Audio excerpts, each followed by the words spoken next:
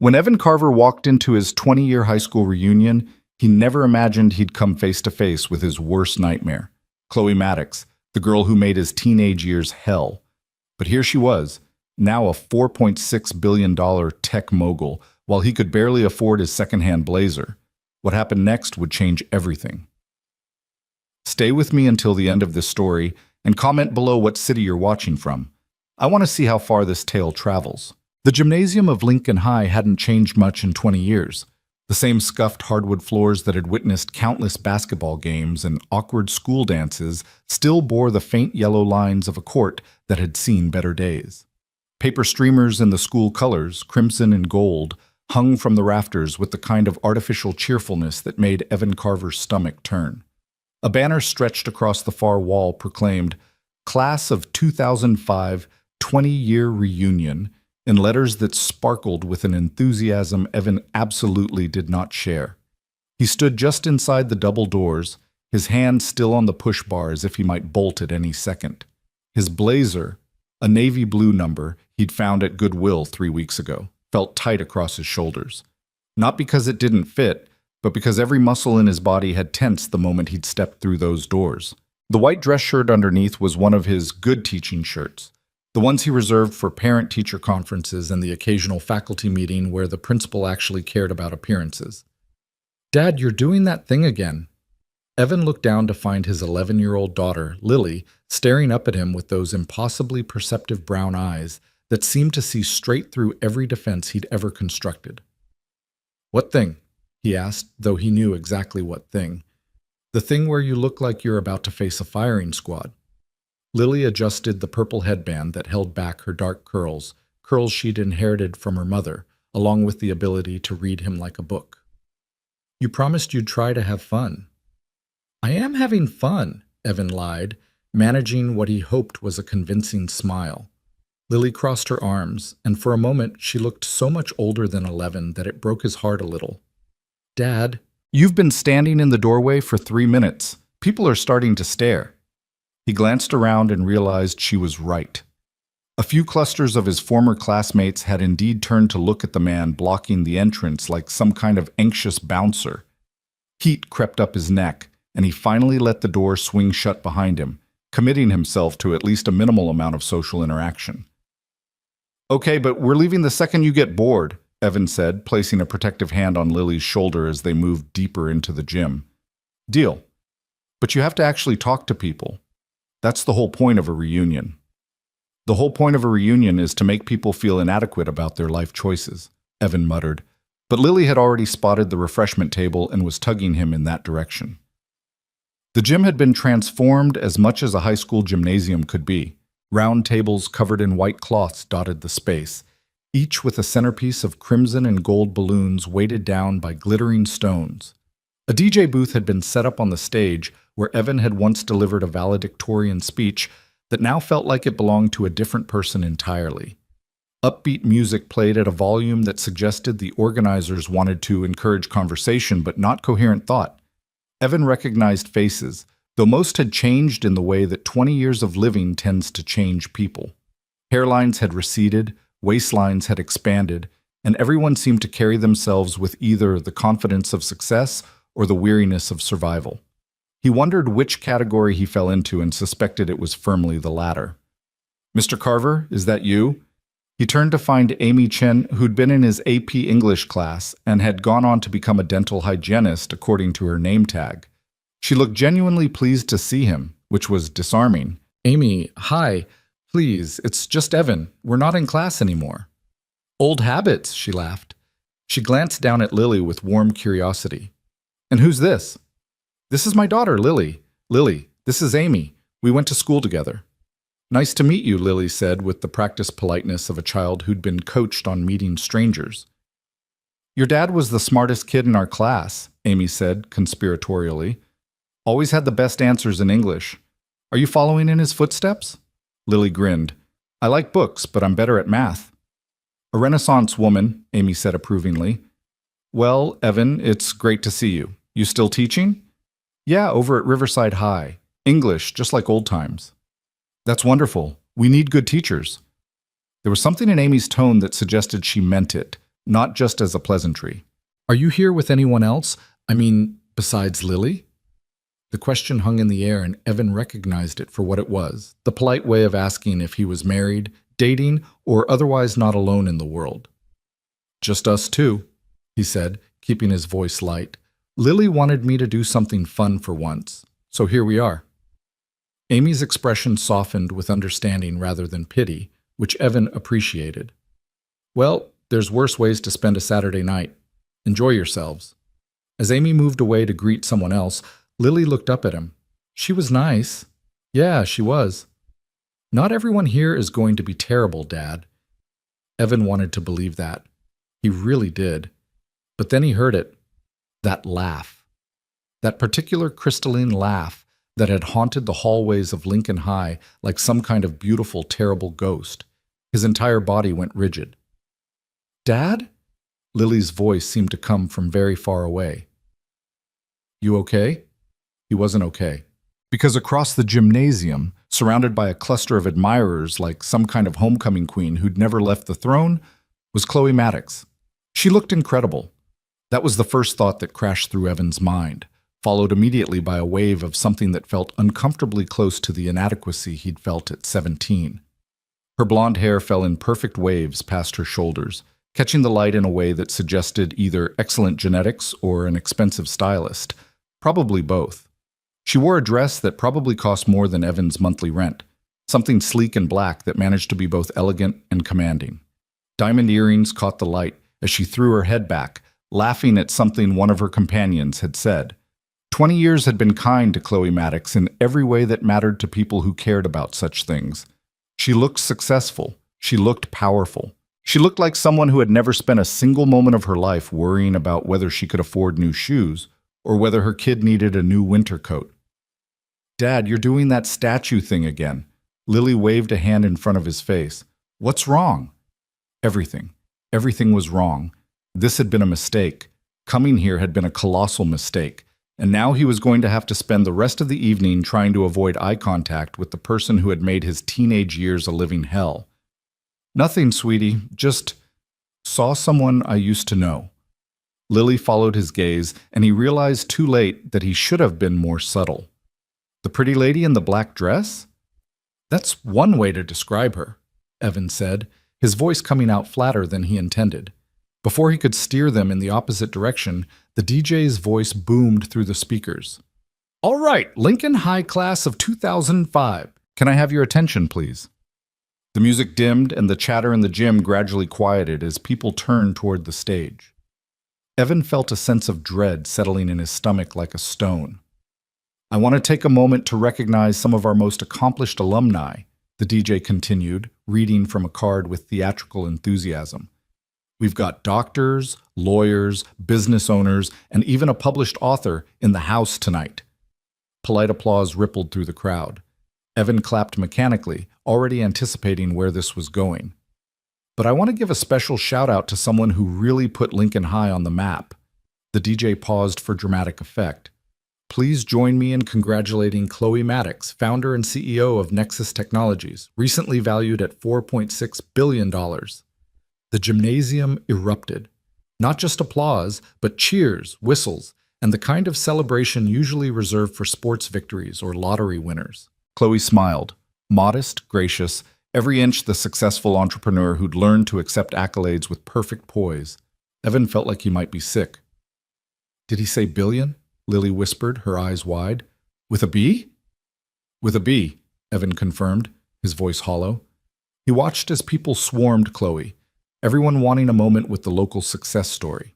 She handled it all with practiced ease, shaking hands, accepting congratulations, laughing at jokes that probably weren't that funny. And why shouldn't she? This was her night. Her victory lap. 20 years later, and she was still the center of attention, still the one everyone wanted to be near. Meanwhile, Evan Carver taught sophomore English to kids who mostly didn't want to be there, drove a car with a check engine light that had been on for 6 months, and was wearing a secondhand blazer to a reunion he hadn't even wanted to attend. "She's the one, isn't she?" Lily said quietly. "The one who was mean to you. Mean?" Evan looked down at his daughter in surprise. "How did you—" You told me about high school once when I asked why you didn't like talking about it. Lily's expression was serious now, protective in the way that children sometimes were with their parents. You said there was a girl who made fun of you because we didn't have money. He had told her that during one of their late-night conversations when Lily couldn't sleep and had asked about his childhood. He'd tried to keep it vague, but Lily had pressed, and he'd finally admitted that high school hadn't been easy, that there had been people who hadn't been kind. That was a long time ago, Evan said, trying to sound dismissive. People change. But even as he said it, he wasn't sure he believed it. Could someone really change that much? Could the girl who had orchestrated a campaign of social humiliation that lasted 4 years really become a different person just because she was now successful? Maybe we should go, Lily suggested. This doesn't seem fun for you. Evan was about to agree when he heard that voice. Evan? Evan Carver? He turned slowly, knowing before he even completed the motion who he would see. Chloe Maddox stood 3 feet away, and up close she was even more overwhelming than she'd been across the gymnasium. Her perfume, something subtle and expensive, reached him first, followed by the full weight of her attention. Those blue eyes that had once regarded him with such casual cruelty now looked at him with something that might have been nervousness. "It is you," she said, and there was something in her voice that sounded almost uncertain. "I wasn't sure. You look different." "In 20 years we'll do that," Evan said, proud of how steady his voice came out. "Congratulations on your success." "Thank you." She glanced down at Lily, and her expression softened in a way that seemed genuine. "And who's this?" Lily, who had been regarding Chloe with the kind of suspicious evaluation usually reserved for potential threats, didn't immediately answer. "This is my daughter Lily," Evan said, placing a protective hand on her shoulder.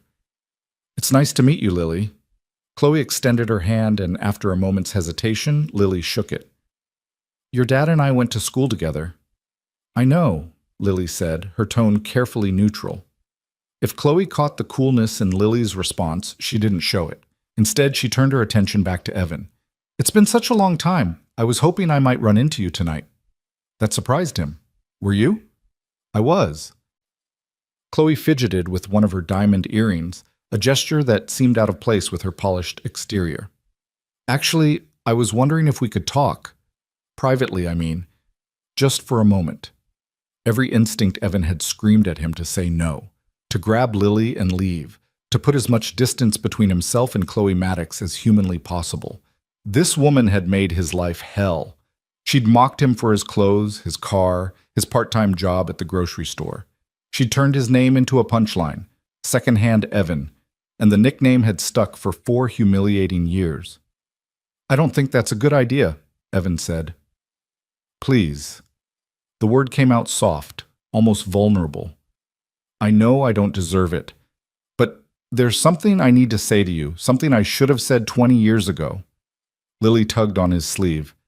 "Dad, I'm going to go look at the trophy case. Is that okay?" He recognized the gesture for what it was. Lily giving him space, giving him the choice without her there. She was too perceptive for her age, too aware of adult dynamics that she shouldn't have to navigate. "Stay where I can see you," Evan said, "and don't leave the gym." "I won't, promise." She squeezed his hand once and then headed off toward the hallway where the school's trophy cases lined the walls. Evan watched her go, then turned back to Chloe. "You've got 5 minutes." "Thank you. Can we—" She gestured toward a quieter corner of the gym, away from the clusters of people and the pounding music. Against his better judgment, Evan followed her. They ended up near the emergency exit, where the noise of the reunion faded to a manageable murmur.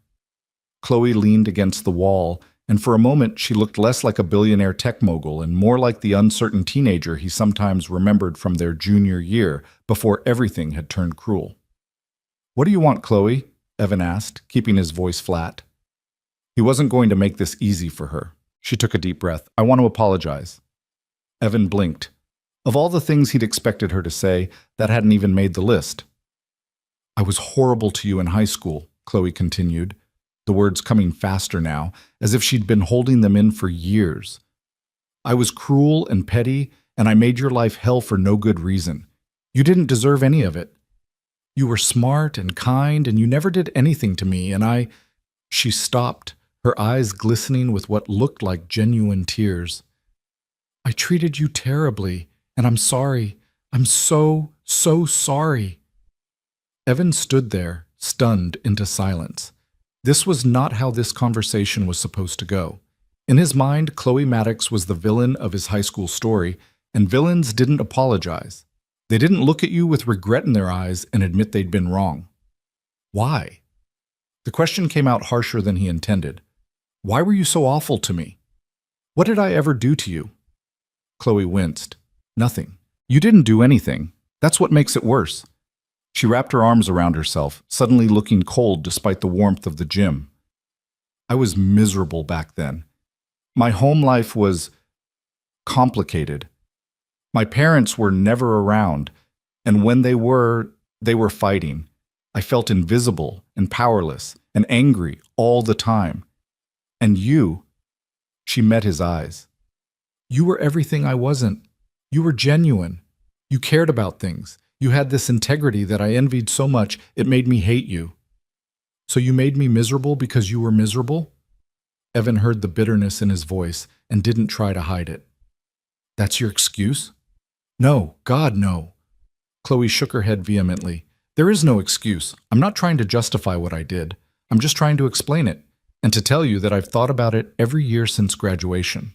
Every time I reach some new milestone, some new achievement, there's this voice in my head reminding me that I built my success on the back of hurting people who didn't deserve it. People like you. Evan didn't know what to say to that. Part of him wanted to tell her that her apology was too little, too late. That you couldn't erase 4 years of torment with a few heartfelt words at a reunion.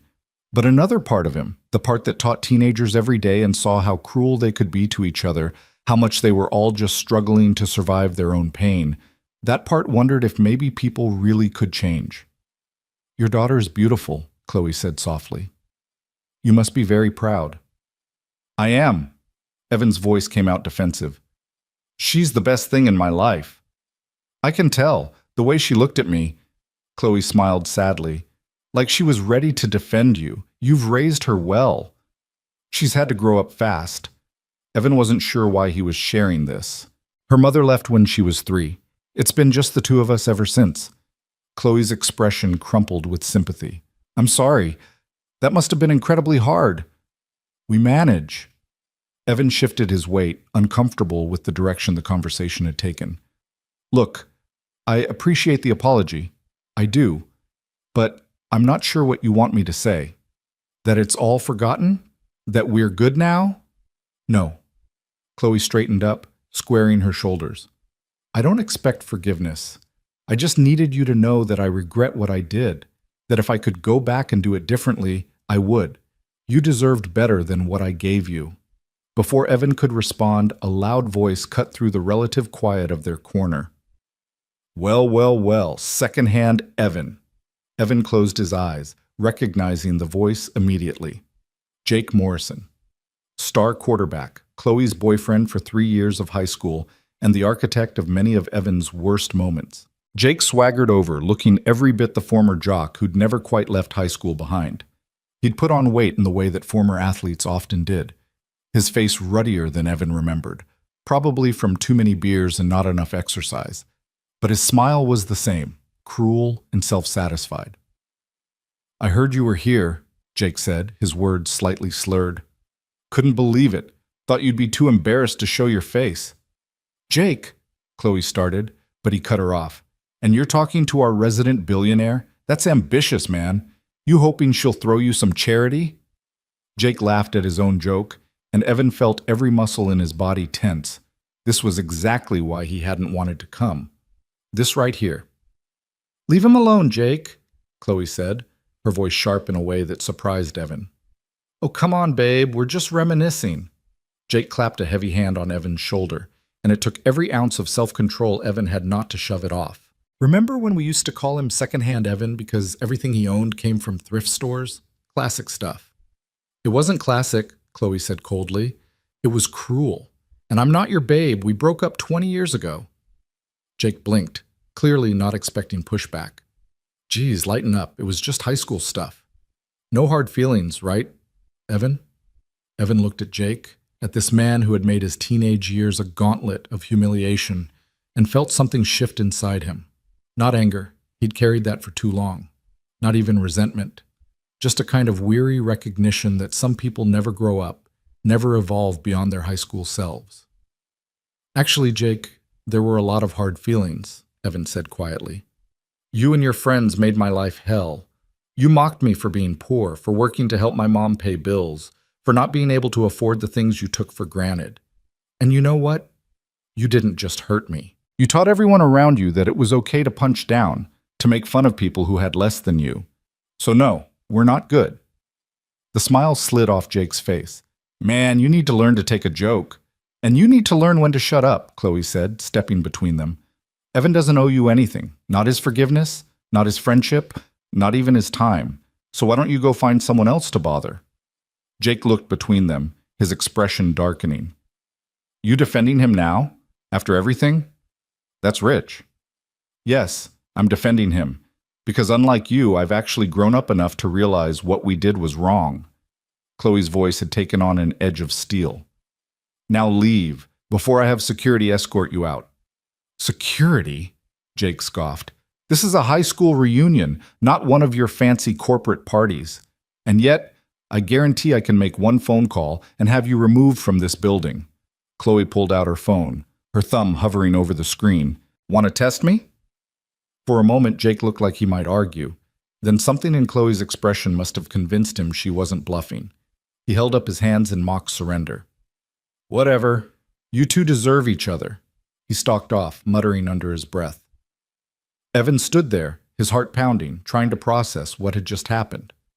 Chloe Maddox, the person who had originated his humiliating nickname, had just defended him against her ex-boyfriend. I'm sorry about that, Chloe said, pocketing her phone. Jake never did know when to quit. You didn't have to do that. Yes, I did. Chloe met his eyes, and there was something fierce in her expression. I told you I regret what I did in high school. That means actually doing something about it when I see it happening again. Words are easy. Actions matter. Before Evan could respond, he saw Lily hurrying back across the gym, her face lit up with excitement. Dad! They have your speech in the trophy case, the one you gave at graduation. Evan felt heat rise in his cheeks. They do? Yeah, it's so cool. Come see. Chloe smiled, and for the first time that night, it looked completely genuine. Valedictorian speech? I didn't remember that. You probably weren't paying attention, Evan said, but there was less bite in his voice than before. I probably wasn't, Chloe admitted. I missed a lot back then, being so caught up in my own misery. Can I? She hesitated. Can I come see it too?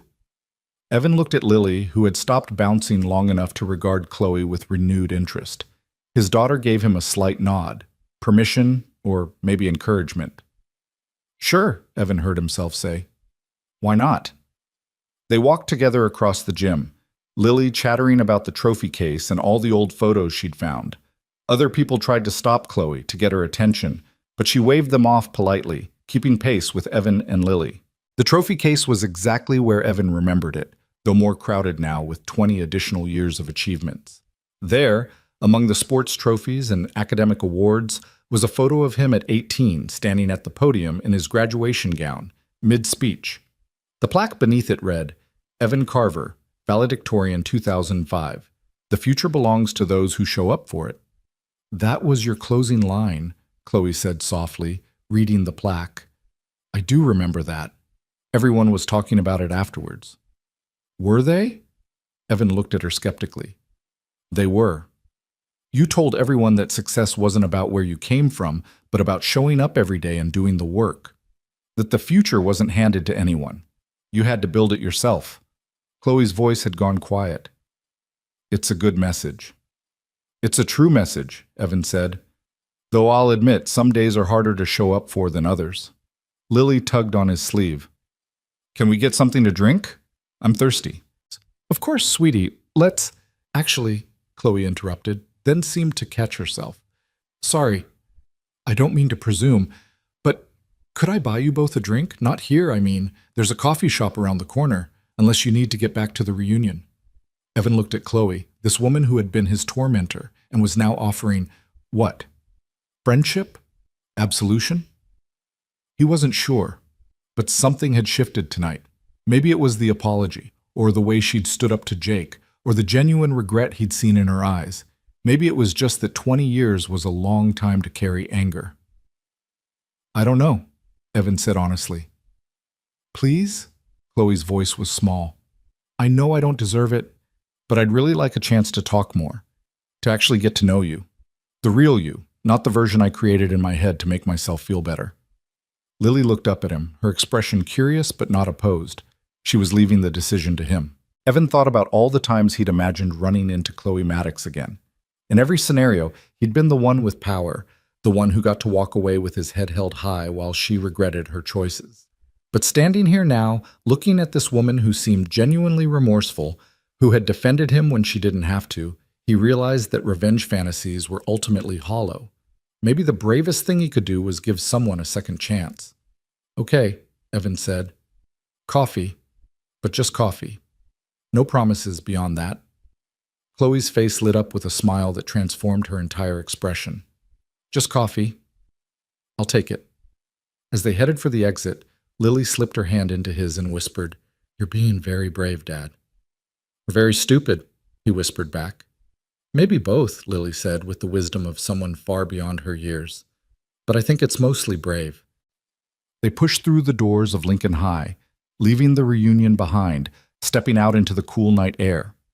Above them, stars glittered in a clear sky, and Evan wondered if maybe, just maybe, some wounds could heal after all. He didn't know what the future held, didn't know if Chloe's apology would translate into anything meaningful, or if this was just one strange night that would fade into memory. But as they walked toward the coffee shop, Lily chattering about something she'd seen in the trophy case, Chloe laughing at something his daughter said, Evan felt something he hadn't felt in a very long time. Hope. And that, he thought, was worth showing up for. The coffee shop Chloe led them to was nothing like the corporate chains that dotted every corner of the city. The Midnight Bean occupied a corner building that looked like it had been someone's house in a previous life, complete with a wraparound porch and window boxes that probably bloomed with flowers in warmer months. String lights crisscrossed the outdoor seating area, creating pools of warm light in the November darkness. Through the large front windows, Evan could see exposed brick walls, mismatched furniture, and shelves lined with books that customers were apparently free to read. I discovered this place the last time I was in town, Chloe explained as she held the door open for them. It's family-owned. Been here for 30 years. The interior smelled like coffee and cinnamon, with undertones of old wood and vanilla. A handful of customers occupied various corners. A college student hunched over a laptop, an elderly couple sharing a piece of cake, a woman reading a paperback novel. Jazz played softly from speakers Evan couldn't see, just loud enough to fill the silence without demanding attention. A barista with purple hair and multiple piercings looked up from behind the counter, her face brightening when she saw Chloe. Ms. Maddox, you're back! Hi, Jade, I couldn't stay away. Chloe gestured to Evan and Lily. These are my friends. What do you recommend tonight? Evan felt a small jolt at being called Chloe's friend, though he wasn't sure if it was discomfort or something else entirely. Lily, meanwhile, had her nose practically pressed against the pastry case, her eyes wide with the kind of wonder usually reserved for Christmas morning. The apple cider is amazing right now, Jade said. Made it fresh this afternoon, and we've got pumpkin scones that are still warm. Dad, can I have hot chocolate? Lily asked, looking up at him with those eyes that made it impossible to say no, even when his budget was screaming at him. Sure, sweetie. He glanced at the menu board, mentally calculating. The prices were reasonable, thankfully. I'll have a regular coffee, black. Make it 3 hot chocolates, Chloe said before Evan could protest. And 3 of those scones. We'll sit by the fireplace. Coming right up. Evan opened his mouth to object, to insist on paying for his and Lily's order, but Chloe was already moving toward a seating area in the back, where a gas fireplace created a cozy glow. She'd pulled out her wallet so quickly he hadn't even seen the motion, and by the time he caught up with her, she was tucking a black credit card back into her purse. You didn't have to do that, Evan said, keeping his voice low so Lily, who was examining a shelf of board games nearby, wouldn't hear. I know. I wanted to. Chloe settled into one of the oversized armchairs flanking the fireplace. Consider it a very small down payment on my apology debt. You don't owe me hot chocolate. Maybe not, but I owe you something, and since I can't give you back 4 years of your life, this will have to do. She said it lightly, but there was weight behind the words. Evan sank into the opposite chair, feeling the exhaustion of the evening catching up with him. The leather was worn soft with age, and the cushion seemed to embrace him in a way that made his second-hand couch at home feel like a medieval torture device by comparison. This is surreal. You know that, right? 2 hours ago, I was debating whether to fake a stomachache to get out of the reunion. Now I'm having hot chocolate with the person who made high school hell. I really was that bad, wasn't I? Chloe's expression crumpled slightly. You really were. Evan saw no point in sugarcoating it. There were days I didn't want to go to school because I knew you and your friends would be there, waiting to find something new to mock. Chloe winced like he'd physically struck her. The thrift store clothes. Among other things, my car, my job, the fact that I brought lunch from home instead of buying it, the way I spoke, the books I read. The memories came flooding back, each one a small cut that had never quite healed. You were creative, I'll give you that. I was horrible. Chloe's voice had gone very quiet. God, Evan, I was so horrible. Yes, you were. He met her eyes across the space between their chairs, and he saw her flinch from the truth of it. But you were also 17. We all did things at 17 we're not proud of. Did you? The question came out sharp, almost challenging. Did you do things you regret? Because from where I sat, you were the good guy. The one who actually cared about making the world better. You volunteered at the library. You tutored other kids for free. I let you bully me for 4 years without ever standing up for myself. The words came out harder than Evan intended. I let you convince me I was worthless because I didn't have money. I let your opinion matter more than my own. So yeah, I have regrets too. Before Chloe could respond, Jade appeared with a tray laden with 3 mugs of hot chocolate topped with whipped cream and chocolate shavings, and a plate of scones that looked like they belonged in a magazine spread. Here you go. Can I get you anything else? This is perfect, thank you, Chloe said, her professional smile sliding into place so seamlessly that Evan almost didn't notice the transition. Lily materialized the moment she smelled chocolate, climbing into the chair next to Evan's and eyeing the treats with barely contained excitement. This looks amazing. Wait for it to cool, Evan warned automatically, then caught himself doing the dad thing in front of Chloe and felt oddly self-conscious about it. But Chloe was smiling, and it looked genuine. Smart advice. I burned my tongue on coffee this morning because I was in too much of a hurry. Dad says patience is a virtue, Lily said, blowing carefully on her hot chocolate. But he also says it's a virtue he doesn't have. Lily. Evan felt heat creep up his neck. What? You do say that? Lily looked at him with wide-eyed innocence that wasn't fooling anyone. Chloe laughed, and the sound was different from the crystalline laugh Evan remembered from high school. This one was warmer, more real. Your daughter is delightful. She's something, Evan agreed, shooting Lily a look that she ignored completely. They sipped their drinks in silence for a moment. The hot chocolate was indeed excellent, rich and creamy without being too sweet, the kind that made you believe in small pleasures. Evan watched Lily take a bite of scone and close her eyes in pure bliss, and he felt a familiar pang of guilt that he couldn't give her things like this more often. Not gourmet coffee shop treats, but moments of uncomplicated joy.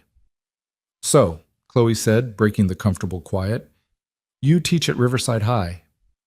Yeah, sophomore and junior English mostly. Been there for 8 years. Do you like it? It was such a simple question, but Evan found himself actually considering it instead of giving the automatic answer. Most days, the kids they're challenging, but they're also full of potential. Every year I get at least one student who reminds me why I wanted to teach in the first place. Which is, because someone has to tell those kids that books matter, that words matter, that their thoughts and ideas matter, even if the world tries to convince them otherwise. He paused, aware that he was getting onto his teaching soapbox. Sorry, I tend to get passionate about this. Don't apologize. It's nice to hear someone talk about their work like they actually care about it. Chloe wrapped both hands around her mug. Most people I meet in the tech industry treat their jobs like elaborate games they're trying to win. The passion is there, but it's passion for beating the competition, not for the actual work. Is that what you do? Try to beat the competition? I used to. Chloe's expression turned thoughtful. When I first started Nexus, I was hungry, desperate to prove something, to myself, to my parents, to everyone who'd ever doubted me. Every deal, every acquisition, every milestone was a victory. But somewhere along the way, it stopped feeling like winning and started feeling like, I don't know, running on a treadmill, moving fast but going nowhere. Lily had finished her scone and was now watching their conversation like it was a tennis match, her head turning between them with undisguised curiosity. Is that why you're here? Evan asked. At the reunion? Looking for something you lost along the way? Maybe. Chloe met his eyes. Or looking to fix things I broke? I'm not sure there's a difference. Dad broke a plate once, Lily offered helpfully. He glued it back together, but you could still see the cracks. Lily, Evan started, but Chloe was already smiling. That's a perfect metaphor, actually. Some things can't be fixed perfectly. The cracks remain. She looked at Evan. But maybe they don't have to be invisible to be okay. Evan took a sip of his hot chocolate, using the moment to gather his thoughts. This conversation was veering into territory he hadn't anticipated, and he wasn't sure he was ready for it. What exactly are you asking me, Chloe? I'm asking if you think people can change. If someone who was cruel at 17 can be different at 37. I think people can change, Evan said carefully. I've seen it happen. Kids who were nightmares in sophomore year become thoughtful, caring seniors. But I also think change requires more than just wanting it. It requires action, consistency, proving over time that you're different. That's fair, Chloe set down her mug. So what would that look like? If I wanted to prove I've changed? I don't know. That's not really my problem to solve. You're right. It's not. Chloe leaned forward, her elbows on her knees, and for a moment she looked younger, uncertain. But I'd like the chance to figure it out. With you, I mean. I'd like to get to know who you are now, not the version of you I created in my head 20 years ago. And I'd like you to know who I am now, the real me, not the billionaire tech mogul version. Evan felt something shift in his chest. This was dangerous territory. Getting close to someone who'd hurt him before, opening himself up to potential hurt again. The smart thing would be to finish his drink, thank her politely, and walk away. Keep his distance, protect himself and Lily from complications they didn't need. But then he looked at Chloe, really looked at her, and saw something he hadn't expected. Loneliness. The kind of bone-deep loneliness that came from having everything you thought you wanted and realizing it wasn't enough. He recognized it because he saw it in his own mirror every morning. Okay, Evan heard himself say, but I need you to understand something. I've got a daughter to think about. If we're going to do this, whatever this is, you need to be genuine. Lily doesn't need any more instability in her life. I understand. Chloe's voice was steady. I would never do anything to hurt her. Or you. Not again. Dad's really protective, Lily said, matter-of-factly. He made my friend Emma's older brother cry once. Lily! Evan felt his face go red. That was a completely different situation. What happened? Chloe asked, clearly trying not to smile. Emma's brother was bullying her at school, Lily explained, warming to her story, taking her lunch money and calling her names. So Dad invited him over for a conversation about respect and kindness. He didn't yell or anything, but Jake, that's the brother, came out looking like he'd seen a ghost. He never bothered Emma again. I simply explained the consequences of his actions, Evan said stiffly, in a very calm, rational manner. You made a 16-year-old boy cry with calm rationality? Chloe's eyes were dancing now. That's actually more impressive than yelling. He was a bully. Someone needed to say something. And you were the one who did. Chloe's expression had gone soft. Because you know what it's like to be on the receiving end. Evan shrugged, uncomfortable with the admiration in her voice. Every teacher should stand up for their students. But not every teacher does. You're a good father, Evan. A good person. You always were. The words sat between them, and Evan didn't know what to do with them. He wasn't used to compliments from Chloe Maddox, wasn't sure he trusted them. But she looked sincere, and that was somehow worse than if she'd been mocking him. Tell me about Nexus, Evan said, changing the subject because he needed to. What exactly does a $4.6 billion tech company do?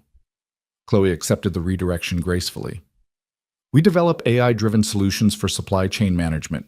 Essentially, we help companies predict demand, optimize inventory, and reduce waste. It sounds boring when I explain it like that, but the impact is actually pretty significant.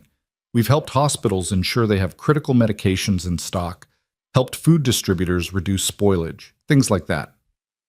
That doesn't sound boring at all, Evan said, genuinely interested. That sounds like you're actually making a difference. We try. Though most days I'm in meetings about shareholder value and market position rather than the actual impact of our work. She paused.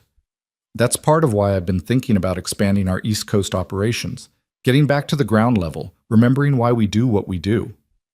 East Coast operations? Lily perked up. Like here? Actually, yes. There's a property about 20 minutes from here that would be perfect for a new headquarters. Better talent pool than Silicon Valley in some ways, and the cost of living is more reasonable for our employees. Evan's stomach did an odd flip. You're thinking of moving here? To our town.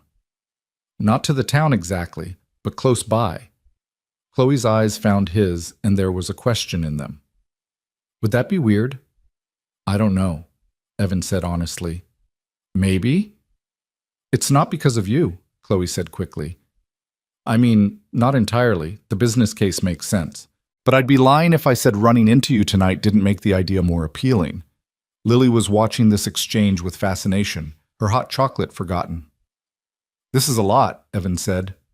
2 hours ago, we hadn't spoken in 20 years. Now you're talking about moving across the country? I know, I'm getting ahead of myself. Chloe sat back in her chair. I do that. Always thinking 3 steps ahead. It drives my COO crazy. My dad is the opposite, Lily offered. He plans everything down to the minute. He has a color-coded calendar. It's called being organized, Evan protested weakly. It's called being a control freak, Lily said affectionately. But we love him anyway. Chloe laughed, and the sound filled the coffee shop in a way that made the other patrons look over with curiosity. I like you, Lily. You don't let your dad get away with anything. Someone has to keep him honest. Lily grinned. He gets all serious and teaches-y sometimes. I am a teacher. It's literally my job to be teachy. See? Lily looked at Chloe. He can't even hear it. Watching them interact, seeing Lily warm to Chloe, and Chloe respond with what seemed like genuine affection, Evan felt something in his chest loosen. Maybe this could work. Maybe people really could change. So tell me more about you, Chloe said, turning her attention back to Evan. What do you do when you're not teaching or being ambushed by old classmates at reunions? Mostly parenting, Evan gestured to Lily, which is a full-time job on top of the actual full-time job. Dad reads a lot, Lily said. Like a crazy amount. We have books everywhere in our apartment, even in the bathroom. A man after my own heart, Chloe said. What are you reading right now?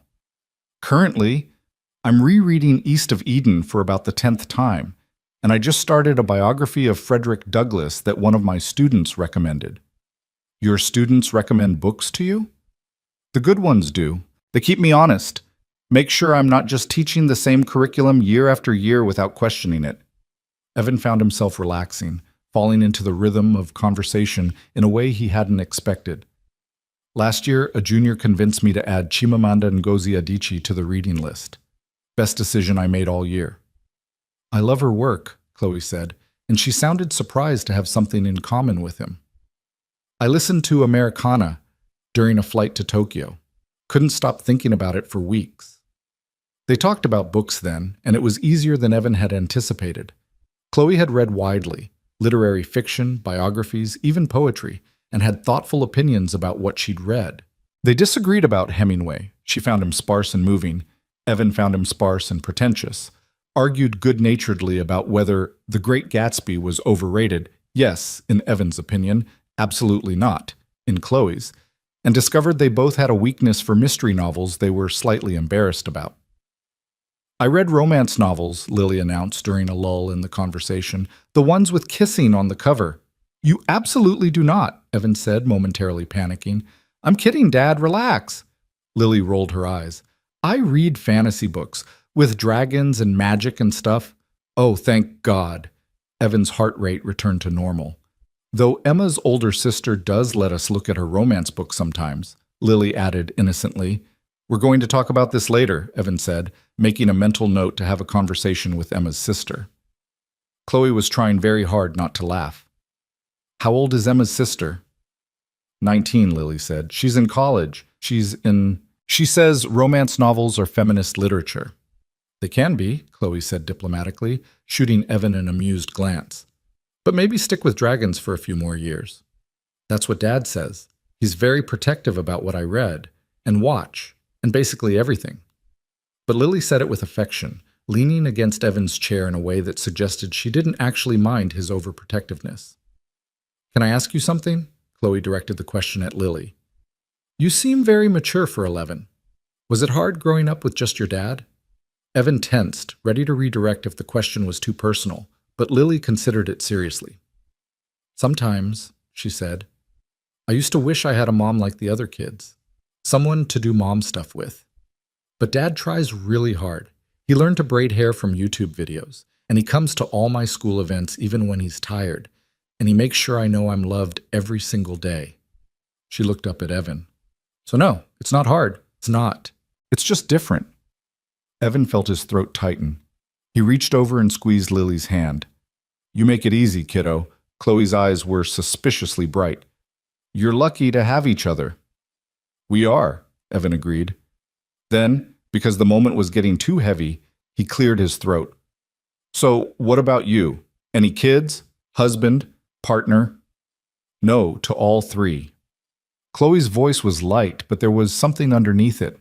I was engaged once, about 5 years ago. Another tech entrepreneur. We were going to merge our companies and our lives. Very romantic, right? What happened? I realized I was more in love with the idea of a merger than the actual person. We wanted different things. He wanted someone who would be the perfect tech wife, attend the right parties, say the right things, look good in photos. I wanted someone who saw me as a person, not a brand. She shrugged. So we called it off. It was amicable, but it was also lonely. I can imagine. And Evan could. He knew what it was like to feel alone even when you weren't technically alone. After that, I threw myself into work, built Nexus into what it is today, made my first billion, made my second billion, and realized that none of it mattered if I didn't have anyone to share it with. No family, no real friends, just colleagues and employees and people who wanted something from me. She looked at him. That's why tonight mattered so much, apologizing to you. It was a chance to start fixing things I broke, to maybe build something real. Building something real takes time, Evan said, and trust, which is earned, not bought. I know I'm willing to put in the time, Chloe paused. If you'll let me. Evan looked at Lily, who was watching him with those perceptive eyes. She gave him a tiny nod, permission or maybe encouragement. His daughter, who had every reason to be suspicious of new people in their lives, was telling him it was okay to try. Okay, Evan said. Let's see where this goes, but we're taking it slow. Coffee dates, conversations. Getting to know each other as actual human beings instead of the cartoon versions we had in high school. Coffee dates, Chloe repeated, and her smile was radiant. I can work with that. They stayed at the Midnight Bean for another hour, conversation flowing more easily as the initial awkwardness faded. Chloe told them about her early days in Silicon Valley, living in a studio apartment and surviving on ramen while trying to pitch her first business idea. Evan shared stories about teaching, about the student who'd written an essay comparing Hamlet to a superhero movie and somehow made it work, about the year his entire junior class conspired to read a banned book as an act of rebellion. Lily, sensing she had a new audience, regaled Chloe with stories about her friends, her school, and a lengthy explanation of a video game Evan didn't understand, despite having watched her play it dozens of times. When they finally left the coffee shop, It was past 10 o'clock. The temperature had dropped, and Evan could see his breath in the air. Lily was yawning, the evening catching up with her, and Evan felt the familiar weight of exhaustion that came from social interaction. "I should get her home," Evan said. "School night tomorrow." "Of course." Chloe pulled her coat tighter around herself. "Thank you for giving me a chance. Both of you. It means more than you know." "You'll have to earn it," Evan reminded her, but his voice was gentler now. "I will. I promise." Chloe hesitated, then pulled out her phone. "Can I give you my number? Maybe we could do this again? Coffee, I mean, or dinner. Whatever you're comfortable with." Evan pulled out his own phone, a model 3 generations old with a cracked screen protector, and tried not to feel self-conscious as he typed in her information. "Okay, yeah, we can do that." They exchanged numbers, and Chloe looked at his phone with something that might have been recognition. "Is that the same phone you had at the reunion? I noticed it earlier." "Yeah, it works fine. No reason to replace it." Evan heard the defensiveness in his voice and hated it. "I wasn't criticizing. Actually, I think it's admirable. We live in such a disposable culture. People upgrade constantly, even when they don't need to." She smiled. "It's very you, practical and thoughtful." Evan didn't know what to say to that, so he just nodded. "Good night, Lily," Chloe said, crouching down to Lily's level.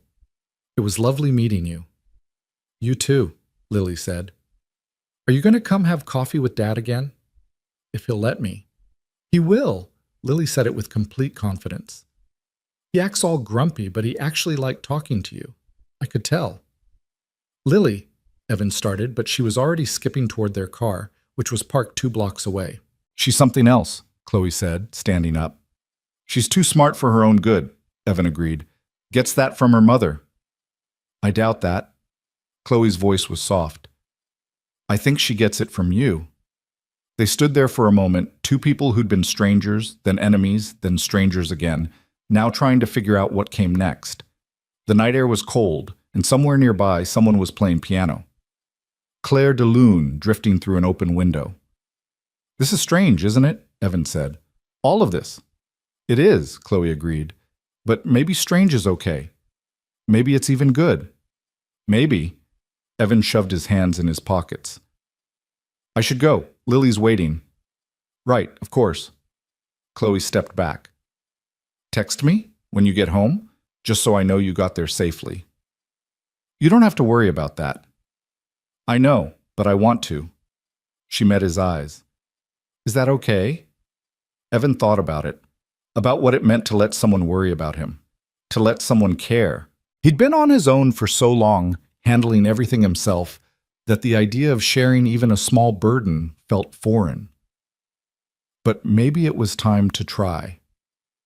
"Okay," he said. "I'll text you." Her smile could have powered the entire city. "Good night, Evan." "Good night, Chloe." He walked to his car, where Lily was already buckled in and fighting to keep her eyes open. As he pulled away from the curb, he saw Chloe, in his rearview mirror, still standing under the streetlight, watching them go. "She's nice," Lily murmured, her voice heavy with sleep. "Different than I expected." "Yeah," Evan agreed. "She is." "Are you going to see her again?"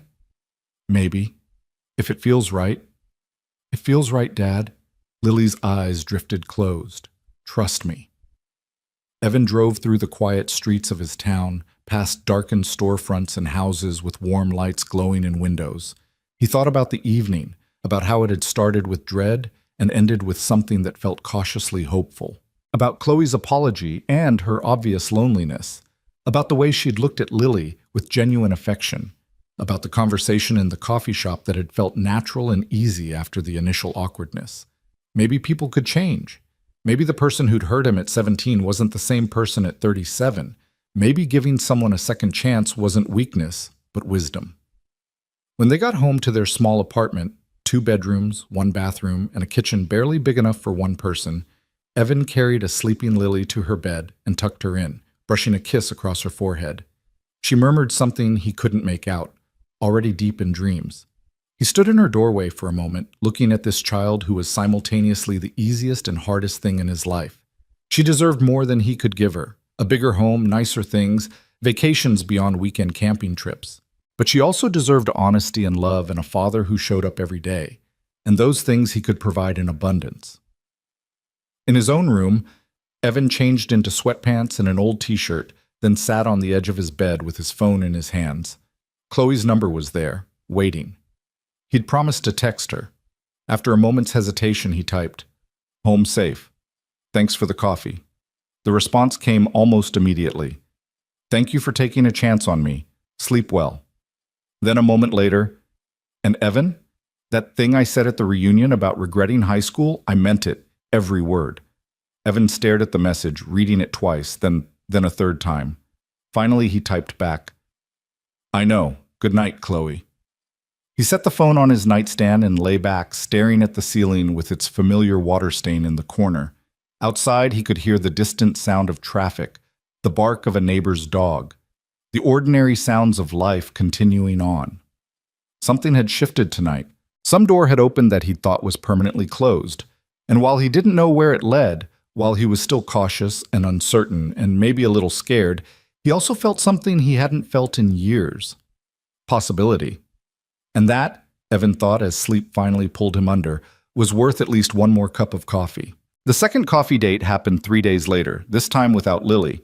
She had a sleepover at Emma's house, and Evan had found himself with a rare evening of freedom. When Chloe suggested meeting at a small Italian restaurant downtown, he'd hesitated for only a moment before agreeing. The restaurant was intimate without being romantic, with exposed brick walls and tables covered in red checkered cloths. Candles flickered in wine bottles that had been converted into holders, wax dripping down their sides in colorful layers that suggested years of use. The smell of garlic and basil filled the air, and Dean Martin crooned softly from speakers somewhere in the ceiling. Chloe was already there when Evan arrived, sitting at a corner table and looking at her phone with a slight frown. She'd traded the reunion dress for jeans and a cream-colored sweater, her hair pulled back in a loose ponytail. Without the armor of wealth and success, she looked younger, more approachable. "Sorry I'm late," Evan said, sliding into the chair across from her. "Traffic was worse than I expected." "You're not late. I was early." Chloe set her phone face down on the table. "Work crisis. My CTO is having a meltdown about our Q4 projections." "Do you need to deal with that?" "No, he can handle it. That's what I pay him for." She smiled, but Evan could see the tension in her shoulders. "Besides, I'm trying this new thing where I don't let work consume every moment of my life." "How's that going?" "Terribly. I checked my email 4 times in the parking lot before forcing myself to put my phone away." She laughed, but it sounded self-deprecating. "I'm not very good at relaxing." "Join the club. I grade papers in my sleep. Lily found me once with a red pen in my hand, correcting an imaginary essay about symbolism in Lord of the Flies." "That's actually adorable." "That's actually sad," Evan corrected, but he was smiling. "We're both workaholics, just different kinds." A waiter appeared with menus and a basket of warm bread that smelled like heaven. He rattled off the specials in rapid Italian-accented English, and Evan tried to follow along while simultaneously calculating which dishes fell within his budget. When the waiter left, he opened the menu and felt his stomach sink. The prices were higher than he'd anticipated. "Order whatever you want," Chloe said, as if reading his mind. "My treat." "We're not doing that again." Evan kept his voice firm. "I can pay for my own meal." "I know you can, but I invited you, so I'd like to pay. It's not about money, Evan. It's about wanting to do something nice." "Everything's about money when you don't have enough of it." The words came out sharper than he intended, and he saw Chloe flinch. "I'm sorry. I didn't mean to make you uncomfortable." Evan took a breath, forcing himself to relax. "No, I'm sorry. That was defensive.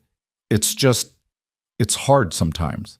Being around someone who has so much when I'm constantly worrying about having enough." "I understand." Chloe's voice was soft. "More than you might think. My parents had money, but it was always conditional, always tied to expectations and control. Sometimes having money is its own kind of trap." "Maybe, but I'd still rather have it than not." "Fair enough." Chloe closed her menu. "How about this? We split the bill. That way neither of us feels uncomfortable." Evan considered this, then nodded. "Okay, that works." They ordered spaghetti carbonara for Evan, chicken piccata for Chloe. And the waiter brought wine that Chloe had selected from a list Evan couldn't have deciphered if his life depended on it. The first sip was smooth and rich, and he found himself relaxing despite his earlier tension. "Tell me about your day," Chloe said, breaking off a piece of bread. "What's it like teaching high school English?" "Chaotic, exhausting, occasionally transcendent." Evan took a sip of wine. "Today I had a student, Marcus, sharp kid but struggles with writing, turn in an essay about the Scarlet Letter that made me actually tear up. He connected Hester Prynne's isolation to his own experience as one of the few black students in a predominantly white school. It was honest and vulnerable, and exactly the kind of critical thinking I try to encourage." "That sounds amazing." It was. And then in the next period, I had a girl tell me that reading was pointless because everything important was on TikTok. He shook his head. "It's a roller coaster." "But you love it." "Most days, there are moments when I want to quit, when the bureaucracy and the testing and the parents who think their child's C is somehow my fault make me want to walk away. But then a kid like Marcus reminds me why I started teaching in the first place." "Which was?" Evan paused, considering. "Because I remember what it felt like to be 17 and confused and angry at the world. I remember teachers who saw something in me that I couldn't see in myself, who told me I was smart, that I mattered, that my future wasn't predetermined by my bank account. I want to be that person for other kids." Chloe was quiet for a moment, her eyes fixed on his face. "You're a good person, Evan Carver. You always were. I'm really not. I'm petty and judgmental, and I hold grudges." He gestured between them. "Case in point, I spent 20 years resenting you. You had every right to resent me. Maybe, but it didn't make me a better person. It just made me bitter." Evan took another sip of wine. "I think that's what scared me about seeing you again. Not that you'd hurt me, but that I'd realize I'd let that hurt define me for 2 decades. "And did you? Let it define you?" "I don't know yet." Evan met her eyes. "I'm still figuring that out." Their food arrived and they ate in companionable silence for a few minutes. The pasta was perfect, creamy and rich without being heavy, and Evan found himself savoring each bite in a way he rarely did with his usual dinners of leftovers and takeout. "Can I ask you something?" Chloe said, twirling pasta on her fork. "About Lily's mother. You don't have to answer if it's too personal." Evan tensed, then forced himself to relax. If they were going to build something, friendship or otherwise, they needed to be honest with each other. "What do you want to know?" "What happened? You said she left when Lily was 3. "She did." Evan set down his fork, his appetite suddenly gone. "Her name was Rebecca. We met in college, got married too young, had Lily even younger. I thought we were happy, but apparently I was the only one who felt that way. One day I came home from my student teaching placement and found a note on the kitchen table. She'd taken her clothes, her laptop, and about half our savings. Said she wasn't ready to be a mother, that she'd made a mistake, that she needed to find herself." "Jesus, Evan, I'm so sorry." "The worst part wasn't that she left. It was that she never looked back. Never called to check on Lily, never sent a birthday card or a Christmas present, just completely erased us from her life like we'd never existed." He picked up his wine glass, needing something to do with his hands. "Lily asks about her sometimes. Wants to know why her mom didn't love her enough to stay. And I don't have a good answer because I don't understand it myself." "How do you handle those questions?" "Badly." Evan laughed, but it sounded hollow. "I tell her that sometimes people aren't ready for the responsibilities they take on. That her mom leaving was about her mom's issues, not about Lily. That she's loved and wanted and enough exactly as she is. I don't know if she believes me." "She does," Chloe said with certainty. "Anyone can see how much you love her, how much you've sacrificed to give her a good life." "I haven't sacrificed anything. She's my daughter. Taking care of her isn't a sacrifice. It's just what you do." "Not everyone does it, though. Not everyone shows up day after day, putting their child's needs first." Chloe's voice had gone soft. "My parents had all the money in the world, but they were never really there. Too busy with their careers, their social obligations, their affairs. I spent most of my childhood with nannies and tutors. Money doesn't make you a good parent. Being present does." "Is that why you were so angry in high school? Because of your parents?" Partially. I was drowning, and I didn't know how to ask for help, so I lashed out instead. Made other people feel as small as I felt. She pushed food around her plate. The bullying was a way to feel powerful when everything else in my life was chaos. Not an excuse, just an explanation. Did it help? Making other people miserable? In the moment, yes. It felt good to have control over something, even if that control was just making Evan Carver's life hell. She looked up at him, her eyes bright with unshed tears. But long term? No. It made me into someone I'm ashamed of, someone I've spent the last 15 years trying not to be. Who are you now? Evan asked. When you're not being a tech billionaire, who is Chloe Maddox? She considered the question seriously. I'm someone who works too much and sleeps too little. Someone who has 100 acquaintances but no real friends. Someone who achieved everything she thought she wanted and realized it wasn't enough. She paused. I'm lonely, Evan. Desperately, bone-achingly lonely. And sitting here with you, having an actual conversation with someone who sees me as a person instead of a bank account or a business opportunity is the most real I've felt in years. The honesty of it hit Evan like a physical blow. He'd expected small talk, surface-level revelations, the careful dance of two people getting to know each other. He hadn't expected this raw vulnerability from someone who'd spent their teenage years projecting invincibility. I get it, he said quietly. The loneliness. It's different when you have a kid.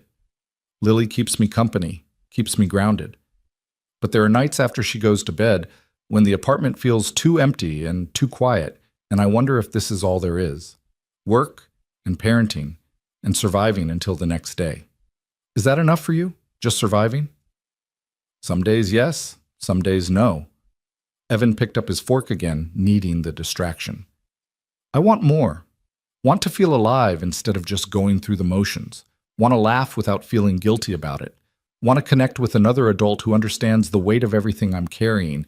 But wanting and having are different things. They don't have to be.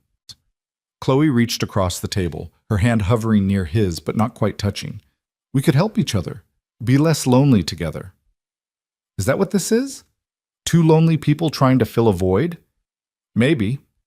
Or maybe it's two people who have history, complicated, messy history, trying to build something better. Something real. Evan looked at her hand so close to his and felt the pull of possibility. It would be easy to take that hand, to let himself fall into whatever this was becoming.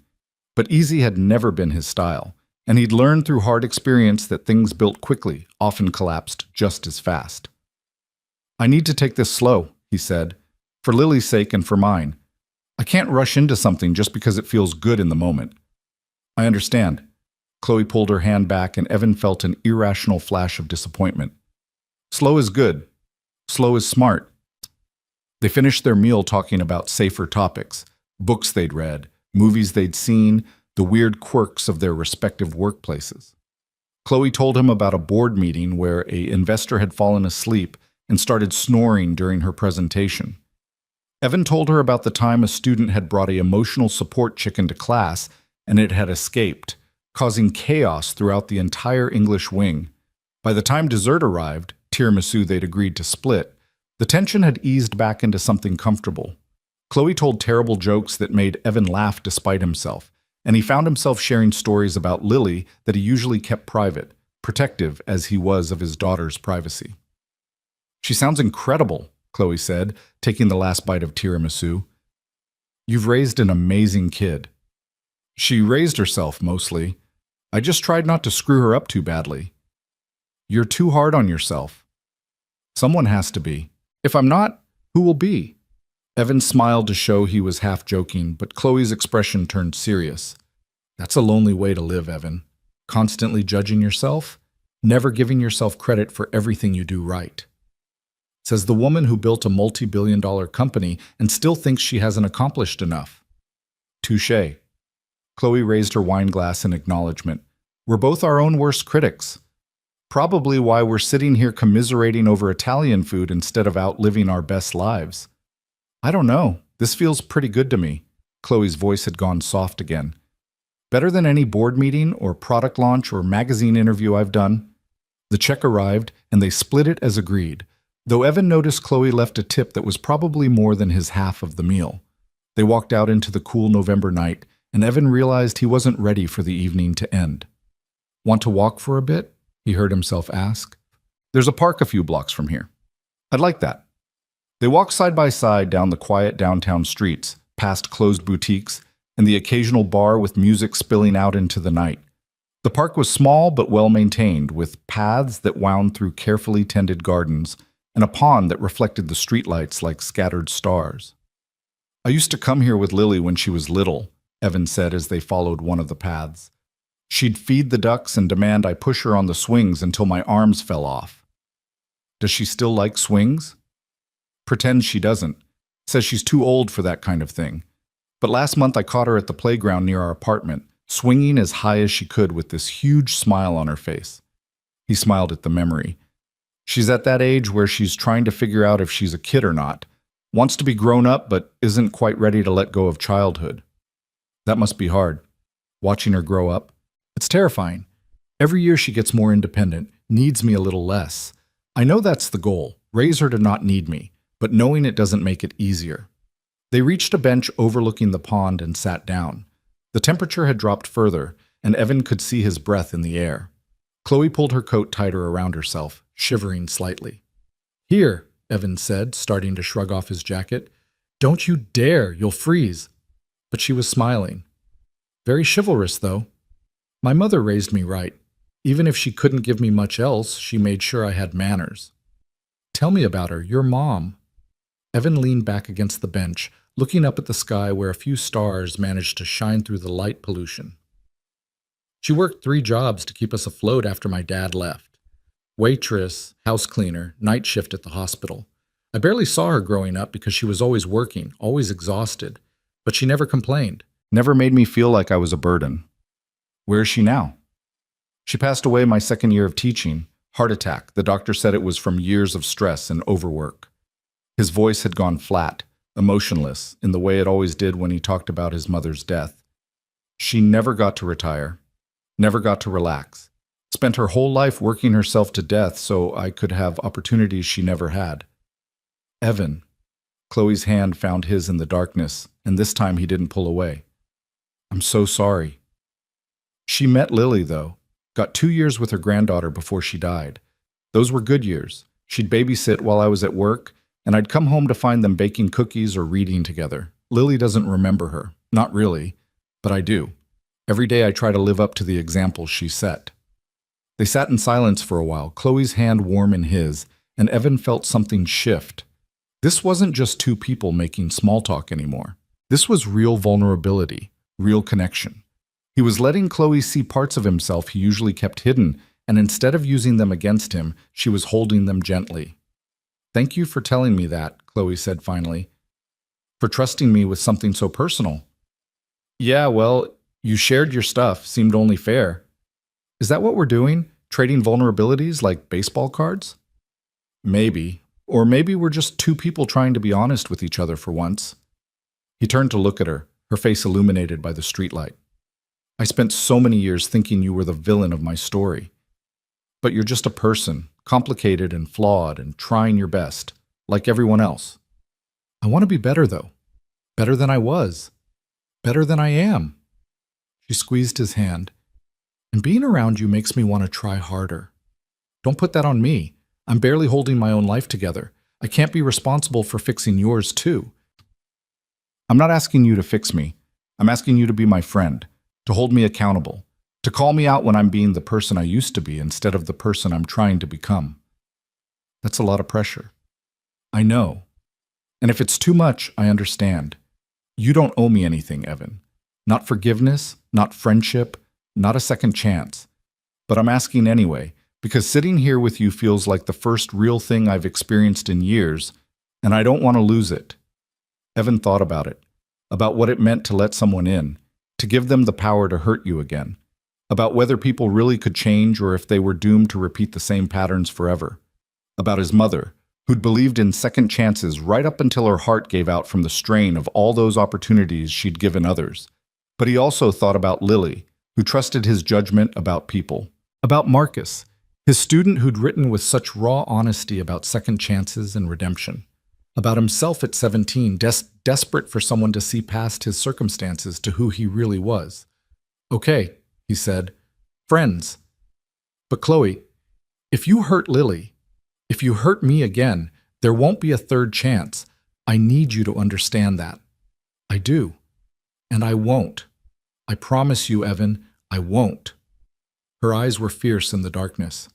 I'm done being that person. Done hurting people because I'm hurting. Done using money and success to hide the fact that I'm just as scared and lost as everyone else. Everyone's scared and lost. That's just life. Maybe. But we don't have to be alone while we figure it out. They stayed on that bench for another hour, talking about everything and nothing. Chloe told him about her plans for the East Coast headquarters, and Evan was surprised to find himself genuinely interested in the logistics of building a tech company. He told her about his dream of writing a book someday, a dream he'd shelved years ago but never quite forgotten. She didn't dismiss it or tell him it was too late, just asked what he'd write about and listened intently to his answer. When they finally walked back to their cars, Evan felt lighter than he had in months, maybe years. It was strange, this feeling of connection with someone who'd once represented everything painful about his past. But it was also liberating, like he'd been carrying a weight he didn't know he could put down. Can I see you again? Chloe asked as they reached her car, a sleek black Tesla that probably cost more than Evan would make in 5 years. Yeah, I'd like that. And he meant it. What about Lily? Could I maybe take you both to dinner or to a movie? I'd really like to spend more time with her. Evan hesitated, protective instincts flaring, but then he thought about Lily's words. It feels right, Dad, and decided to trust his daughter's judgment. Let me talk to her first, make sure she's comfortable with it. But if she is, then yes. Thank you. Chloe looked like he'd given her something precious. For everything tonight, for giving me a chance. Don't thank me yet. I'm still deciding if this was a good idea or a terrible mistake. And when will you know? I'll let you know when I figure it out. She laughed, and the sound was warm and genuine. Fair enough. Drive safe, Evan. You too. He watched her drive away, her taillights disappearing into the night, before climbing into his own car, a 10-year-old Honda with a dent in the passenger door and an air freshener that had stopped working months ago. The contrast between their vehicles was stark, a reminder of the vast distance between their worlds. But for a few hours tonight, that distance had seemed surmountable. They'd just been two people talking, laughing, sharing pieces of themselves they usually kept hidden. And maybe, Evan thought as he started the ignition, that was enough to build on. His phone buzzed as he pulled out of the parking space. A text from Chloe. Best night I've had in years. Thank you for being you. Evan smiled and typed back. Same. Talk tomorrow? Absolutely. Good night, Evan. Good night, Chloe. He drove home through empty streets, his mind replaying moments from the evening. The way she'd laughed at his jokes. The vulnerability in her eyes when she'd talked about her loneliness. The warmth of her hand in his on that park bench. The feeling that maybe, just maybe, he'd found someone who understood what it was like to carry more than you could handle and keep going anyway. When he got home, he found a message from Emma's mom confirming that Lily was having a great time and would be dropped off tomorrow morning. The apartment felt empty without his daughter's presence, but for once it didn't feel oppressively lonely. Evan made himself a cup of tea and sat on his worn couch, thinking about second chances and new beginnings, thinking about how a night that had started with dread had transformed into something that felt like hope, thinking about Chloe Maddox, not the billionaire tech mogul or the high school bully, but the woman who'd sat across from him at dinner and been so achingly honest about her pain. His phone buzzed again. Another text from Chloe. I know I already said goodnight, but I can't stop thinking about our conversation. About you. Is that weird? Please tell me that's not weird. Evan felt something warm bloom in his chest. He typed back, Not weird. I'm thinking about you too. 3 dots appeared, disappeared, appeared again. Then, I really want to make this work. Whatever this is, I know it's complicated and messy and probably a terrible idea, but I want to try. So do I, Evan wrote back. Scared, but willing to try. Scared is good. Means we're taking it seriously. scared is terrifying, but I'm doing it anyway. That's called bravery, Evan. Or stupidity. Jury's still out. He could almost hear her laugh through the phone. Either way, I'm glad you're doing it. Sleep well. You too. Evan set his phone down and finished his tea, feeling the exhaustion of the evening finally catch up with him. But it was a good exhaustion, the kind that came from actually living instead of just surviving, from taking a risk instead of playing it safe, from opening a door he thought was permanently closed and finding something unexpected on the other side. As he brushed his teeth and got ready for bed, Evan thought about what he'd tell Lily in the morning. She'd want details about his evening with Chloe, would ask questions with that perceptive edge that saw through any deflection. He'd tell her the truth, that it had been good, that Chloe was trying to be different, that maybe they could build something real. And if Lily was comfortable with it, they'd have dinner together. The three of them. The beginning of something new.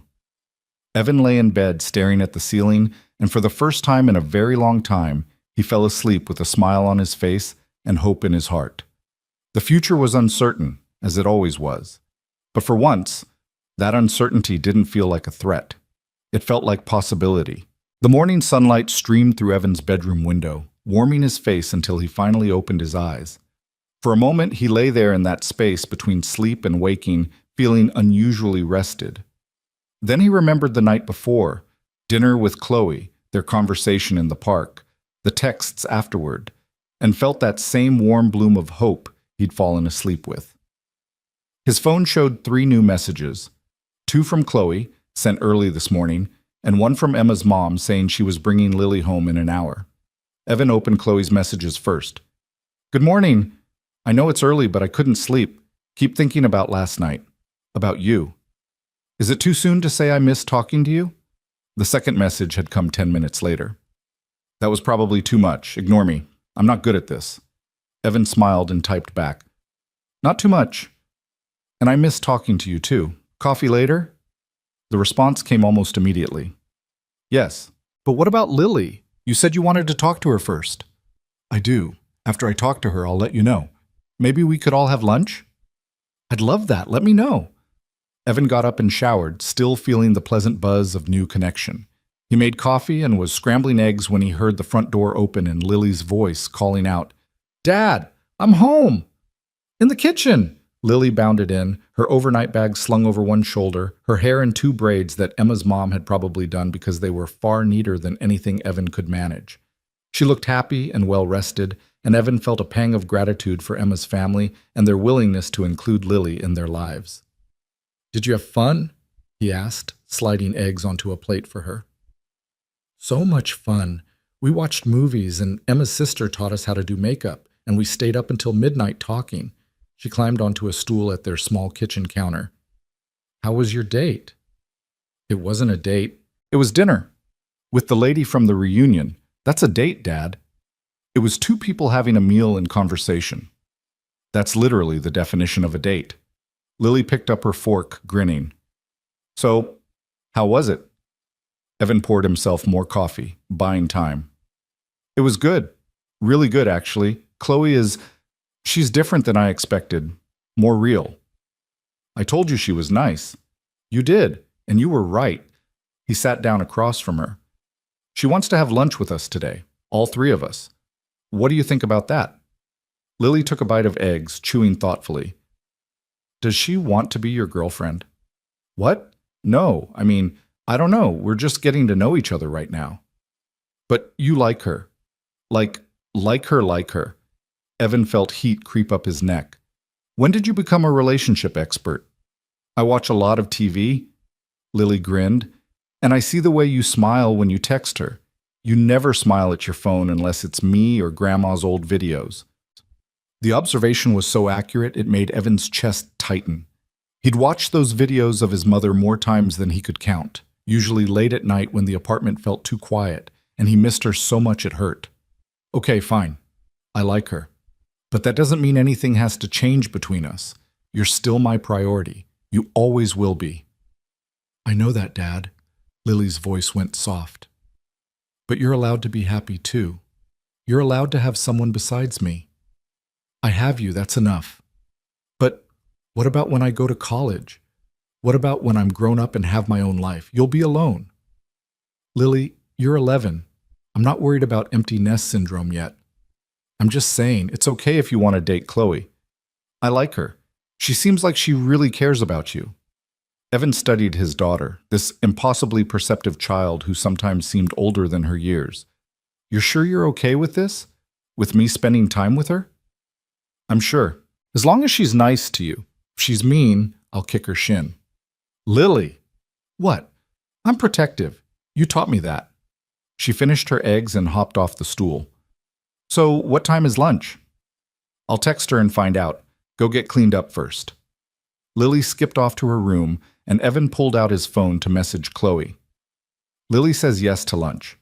What time works for you? Noon? There's a great burger place downtown, very casual, perfect for 11-year-olds and nervous fathers. Evan smiled at that. Sounds good. See you there. Evan, thank you for including me. It means everything. He stared at the message for a long moment before replying. Don't thank me yet. Lily's already planning to kick your shin if you're mean to me. I would expect nothing less. She's a good daughter. The best. 3 hours later, they walked into Bernie's Burgers, a local institution that had been serving the same menu for 40 years. Red vinyl booths lined the walls, and the smell of grilling meat and fresh-cut fries made Evan's stomach growl, despite his nervous energy. Chloe was already there, sitting in a corner booth and looking decidedly unbillionaire-like in jeans and a sweater with her hair in a messy bun. She stood when she saw them, and Evan noticed her hands were trembling slightly. She was nervous.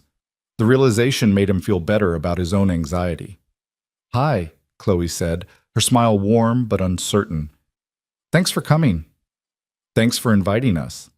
Evan slid into the booth across from her, and Lily climbed in beside him. This place is cool, Lily said, looking around at the vintage decor. How did you find it? Online research. I wanted somewhere authentic, not some chain restaurant. Chloe handed them menus. The reviews said this place has the best burgers in town, and milkshakes that could put you in a sugar coma. I like her already, Lily whispered to Evan, loud enough that Chloe definitely heard. They ordered a bacon cheeseburger for Evan, a mushroom Swiss for Chloe, and a regular cheeseburger for Lily, with a chocolate milkshake that arrived in a glass so large it looked cartoonish. The conversation started tentatively, all three of them feeling out the dynamic, but gradually relaxed as they found their rhythm. Chloe asked Lily about school, and Lily launched into an enthusiastic explanation of her current science project about renewable energy. Chloe listened with genuine interest, asking questions that showed she was actually paying attention, not just being polite. When Lily mentioned she was struggling with the math portion, Chloe offered to help. I minored in applied mathematics, Chloe explained. It's actually what led me to tech. I loved finding elegant solutions to complex problems. Could you really help? Lily's eyes were wide. Dad's good at English, but math makes him cranky. It does not make me cranky. Dad, you literally threw a pencil at the wall last week when you were trying to help me with fractions. That pencil was defective. Chloe laughed, and it was the real laugh, not the practiced one. I would love to help, if your dad's okay with it. Evan found himself nodding before he'd fully processed the offer. Yeah, sure, that would be great. Can we do it at your place? Lily asked Chloe. I bet you have a really cool house. Lily, that's rude. It's fine, Chloe interrupted. And actually, I'm staying at a hotel right now. I don't have a place here yet. I've been looking at properties, but nothing's felt right. You could come to our apartment, Lily offered. It's small, but it's cozy. Dad says cozy is just another word for cramped, but I think it's nice. I would love that. Chloe looked at Evan. If that's okay with you? It's not much, Evan warned. 2 bedrooms, 1 bathroom, and a kitchen the size of a closet. Sounds perfect. Their food arrived, and they ate while continuing to talk. Chloe told them about growing up in Connecticut, about boarding schools and holidays spent with nannies instead of parents. Lily talked about her friends at school, about the book series she was reading where kids discovered they had magic powers. Evan found himself relaxing, watching his daughter and this woman who'd once made his life hell share French fries and laugh at each other's jokes. Can I ask you something? Lily said to Chloe, her expression turning serious. Why were you mean to my dad in high school? Evan tensed, but Chloe didn't flinch from the question. Because I was unhappy. and I took it out on people who didn't deserve it, Chloe said simply. Your dad was smart and kind and genuine, and that made me angry because I felt like I was none of those things. So I tried to make him feel as small as I felt. That was mean. It was. It was very mean, and I'm not proud of it.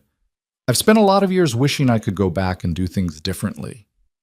But you can't go back, Lily said, with the blunt honesty of children. So what are you going to do now? I'm going to try to be better, to be the kind of person who builds people up instead of tearing them down. And I'm going to hope that your dad and you will give me a chance to prove I've changed. Lily considered this, taking a long sip of her milkshake. Okay, but if you're mean to him again, I really will kick your shin. Deal. Chloe held out her hand and Lily shook it solemnly. Evan felt something in his chest loosen. Whatever this was between him and Chloe, Lily had just given her blessing.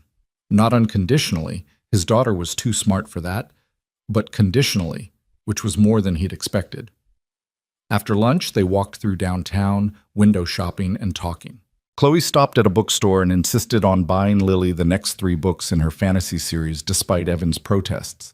At a toy store, she found a complex science kit about solar energy and added it to her purchases. You don't have to buy her things, Evan said quietly while Lily was examining a display of model rockets. She doesn't expect that. I know, but I want to. Is that okay? As long as you're not trying to buy her affection. I'm not. I promise. Chloe watched Lily with a soft expression.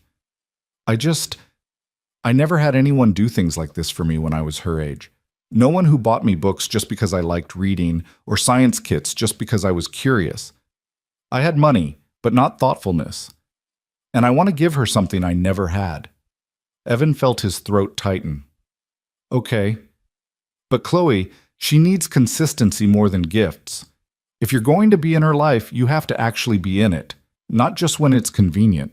I understand, and I will be, I promise. They ended up at a park. A different one from the night before, this one with a playground where Lily immediately ran to the swings despite her earlier insistence that she was too old for such things. Evan and Chloe sat on a bench nearby, watching her soar higher and higher, her laughter carried on the wind. She's wonderful, Chloe said. You've done an amazing job with her. She's done an amazing job with herself. I just tried not to mess her up too badly. Stop selling yourself short. She's confident and kind and curious because you taught her to be those things. Evan watched his daughter, her braids flying as she pumped her legs, and felt a familiar surge of love mixed with terror. I'm so scared all the time. Scared I'm not doing enough, not giving her enough. Scared she'll grow up and realize I failed her somehow. You're not failing her. Anyone can see that. Can they? Because some days I feel like I'm barely keeping it together. Like I'm one unexpected expense away from everything falling apart. Chloe was quiet for a moment. Can I ask you something? And I want you to be honest with me. Okay? Are you struggling financially? Like, really struggling? Evan felt himself tense. Why do you ask? Because I see things. The way you checked the menu prices at the restaurant last night. The way you hesitated before letting me buy Lily books. The crack in your phone screen, your car. She turned to face him. I'm not judging. I'm asking because I want to understand your life, what you deal with every day. I'm fine. We're fine. Evan, he sighed, running a hand through his hair. Okay, fine. Yes. Money is tight. It's always tight. Teaching doesn't pay great, and raising a kid is expensive. I've got student loans from college that I'm still paying off. Medical bills from when Lily broke her arm last year. I'm behind on my car payment, and the check engine light has been on for months because I can't afford to fix whatever's wrong with it. The words came out in a rush, and once he started, he couldn't stop. I shop at thrift stores not because it's trendy or eco-friendly, but because I can't afford retail. I cut my own hair in Lily's because salon visits are a luxury we don't have. We're not homeless or starving, but we're always one emergency away from disaster. Thank you for telling me. Chloe's voice was gentle. That must be exhausting. It is, but it's also just life. Millions of people deal with this every day. That doesn't make it less hard for you. No, but it means I don't get to complain about it. Why not? Why don't you get to acknowledge that things are difficult? Evan looked at her, this woman who'd probably never worried about money a day in her life, and felt a flash of the old resentment. But then he saw the genuine concern in her eyes and realized she wasn't being condescending. She was trying to understand. Because complaining doesn't change anything, he said. And because Lily is watching. I don't want her to grow up thinking we're poor or struggling. I want her to see that we have enough, that we're happy with what we have. Are you happy with what you have? Most days. I have Lily. I have a job I mostly love. We have a roof over our heads and food on the table. That's more than a lot of people have. But you deserve more than just survival. You deserve to thrive. Maybe. But deserve doesn't pay the bills. Chloe opened her mouth, then closed it again. Evan could practically see her biting back whatever she'd been about to say, and he was grateful. He didn't need her money or her pity, didn't need her trying to solve problems that weren't hers to fix. I'm sorry, Chloe said finally, for all of it. For high school, obviously, but also for having so much when you have so little, for not understanding what it's like to worry about money. You don't need to apologize for being successful. Maybe not, but I can acknowledge the disparity, the unfairness of it. She was quiet for a moment. I grew up with money, but I was miserable. You grew up without it, but you seem content. Not always happy, but content. Like you figured out what actually matters.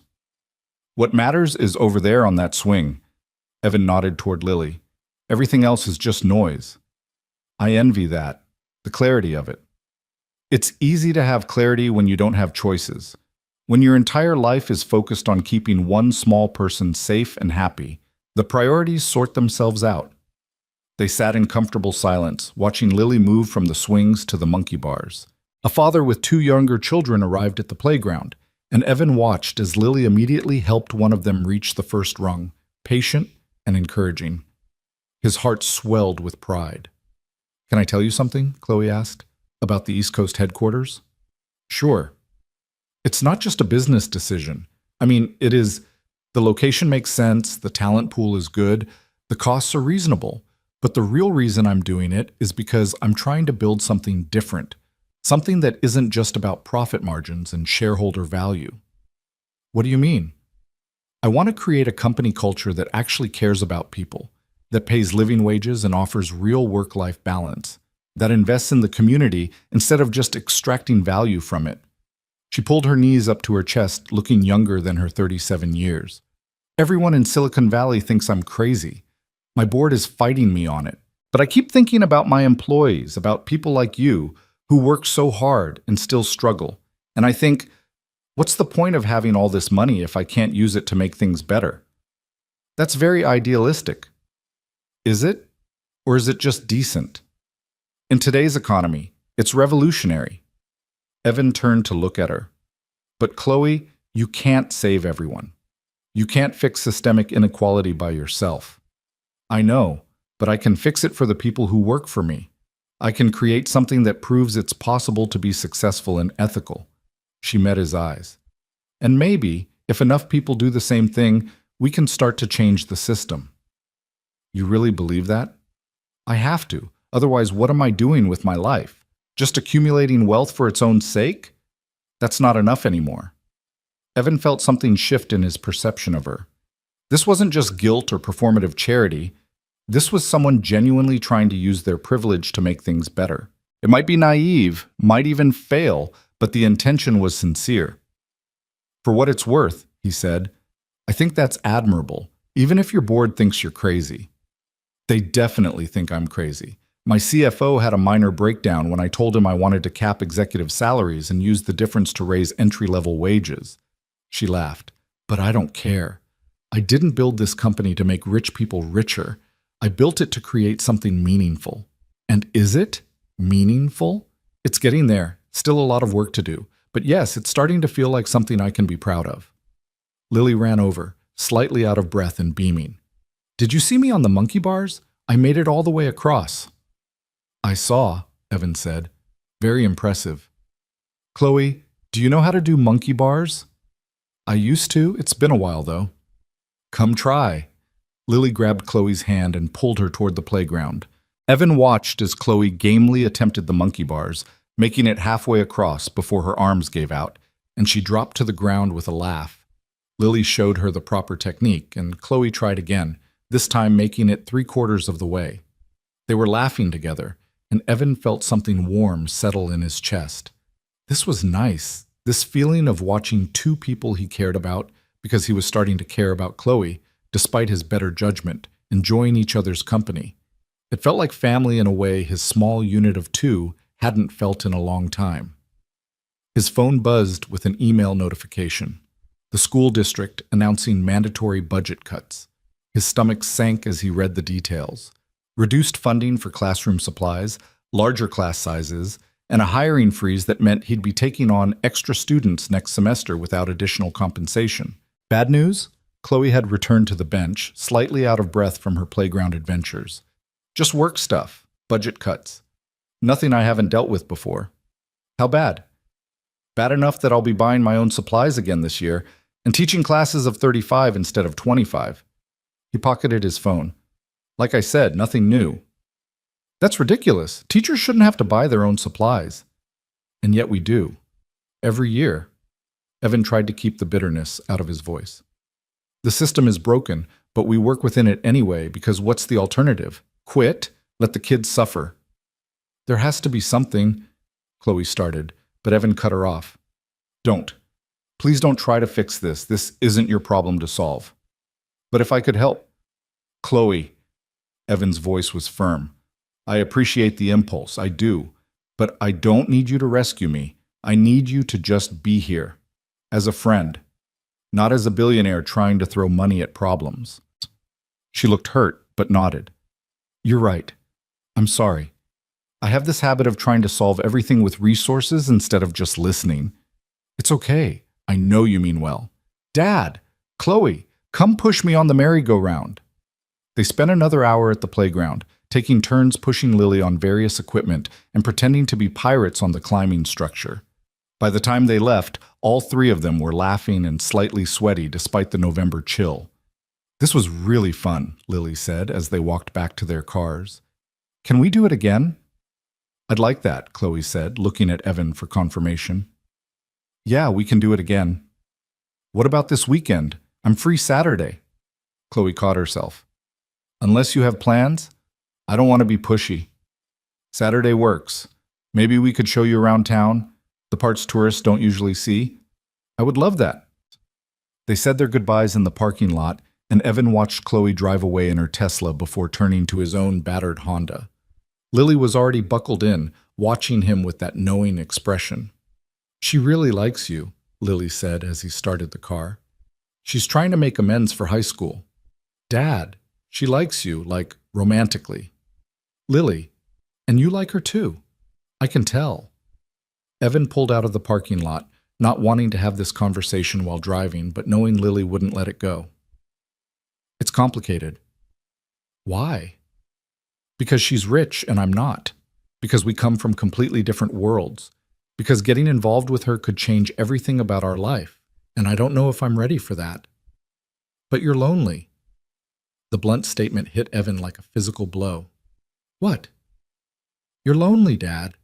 I hear you at night sometimes after I go to bed, watching videos of Grandma, sitting in the quiet. You think I don't notice, but I do? Evan's hands tightened on the steering wheel. Lily, it's okay to want someone, to want more than just me. I'm not enough, and that's okay. You are enough. You're more than enough. I'm your daughter. That's different than having a partner, someone to share things with.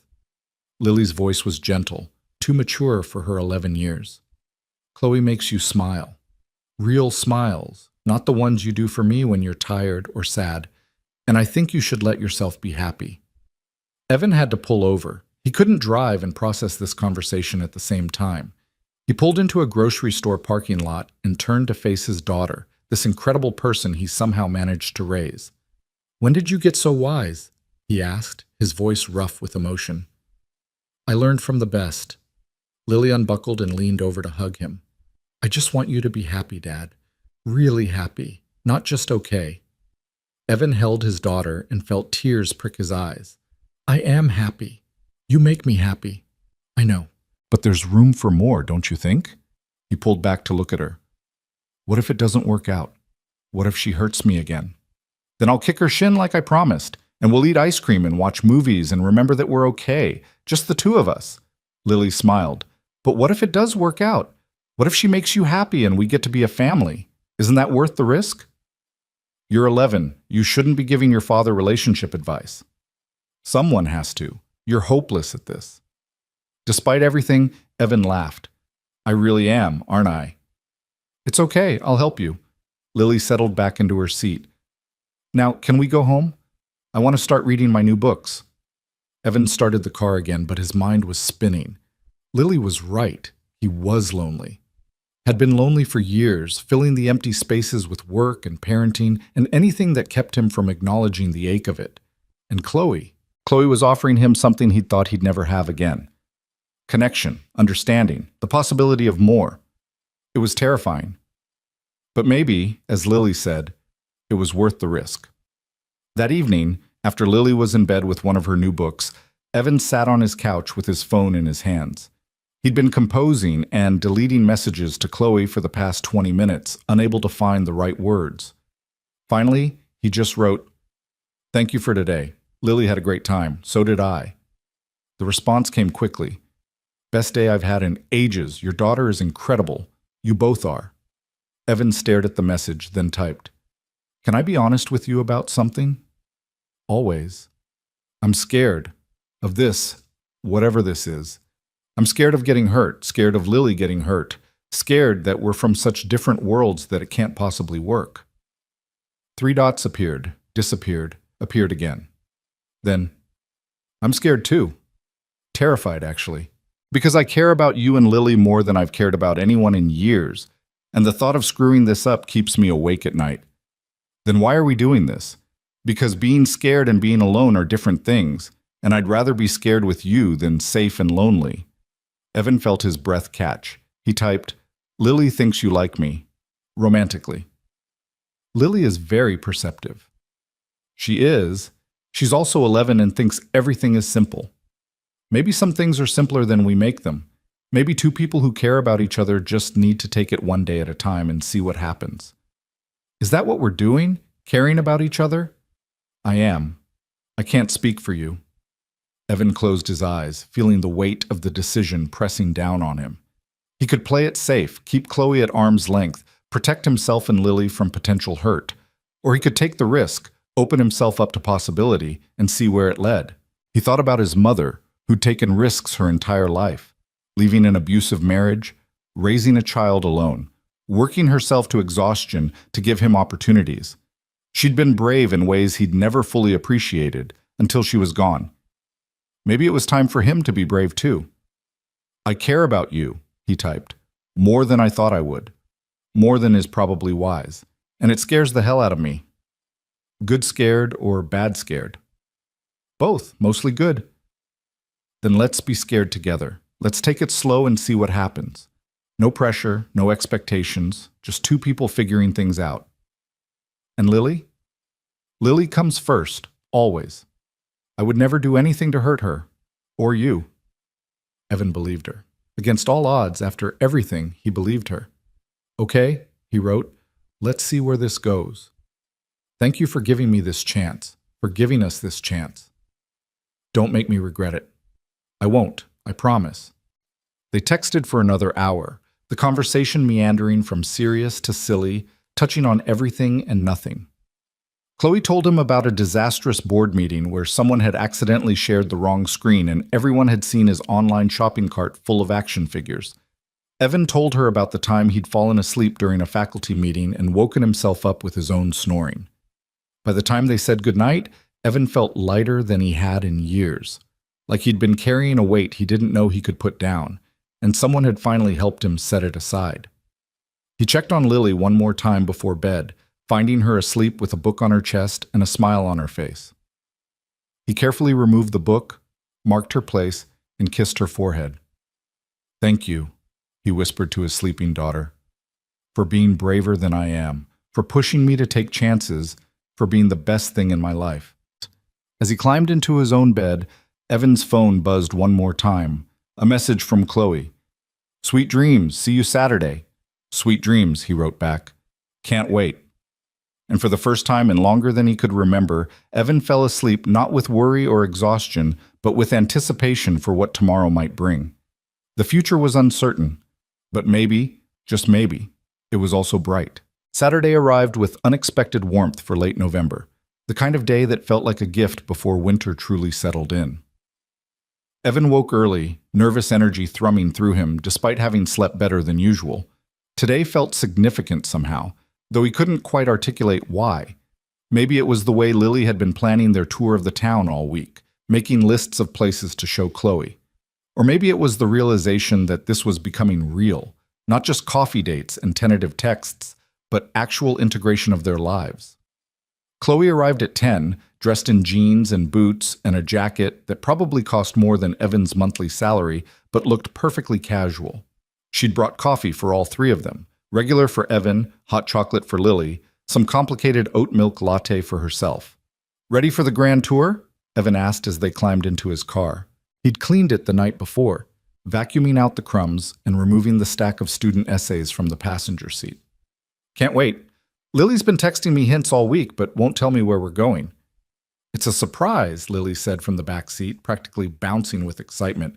"We're showing you the real town, not the boring tourist stuff." They started at the farmer's market, which occupied the parking lot of an old church every Saturday morning. Evan watched Chloe's face light up as they wandered through stalls of fresh produce, homemade jams, and artisan breads.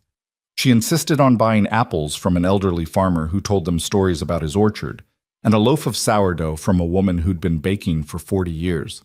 "This is amazing," Chloe said, juggling her purchases as they walked.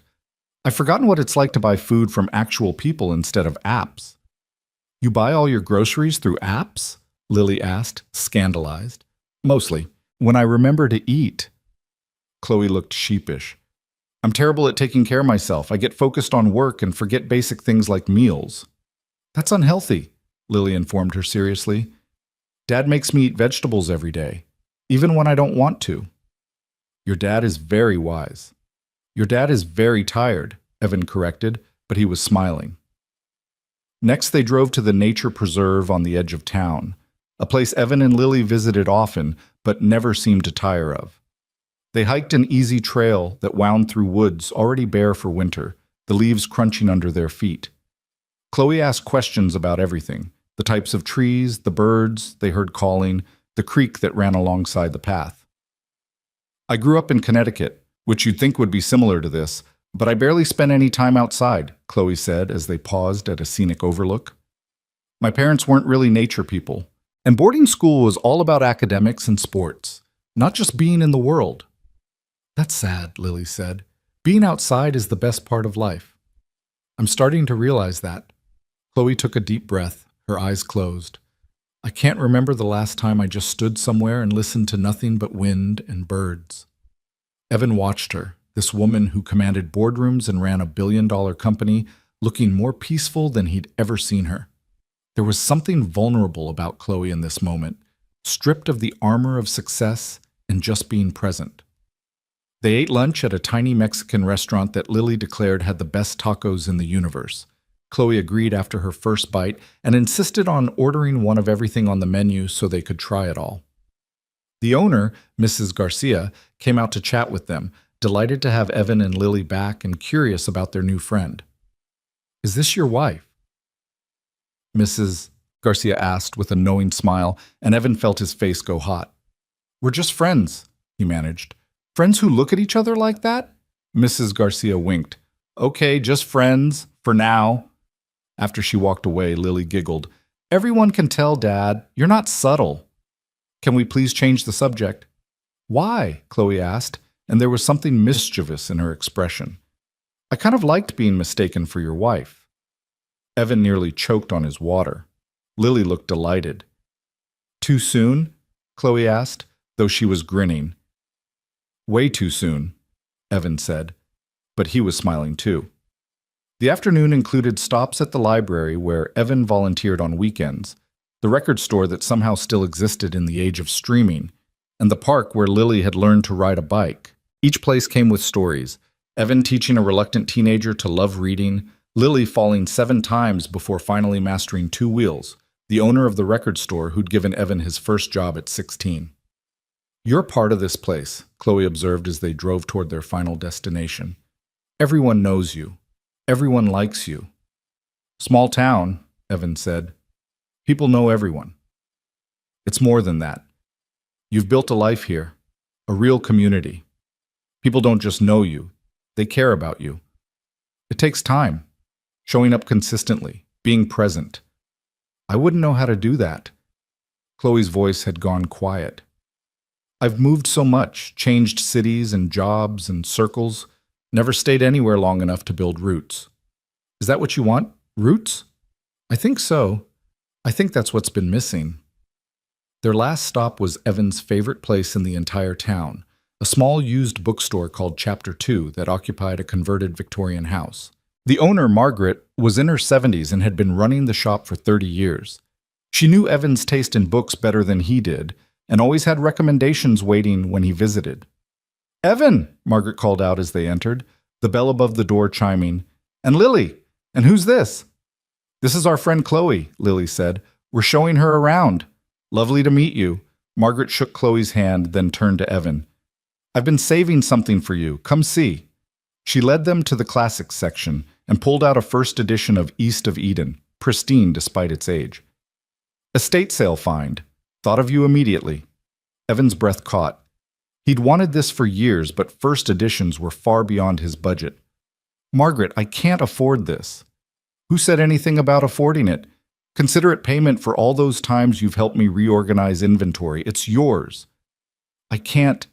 "You can, and you will. This book belongs with someone who loves it, not sitting in my storage room." Evan took the book with trembling hands, feeling the weight of it, the history. "Thank you, really, thank you. That's what friends do."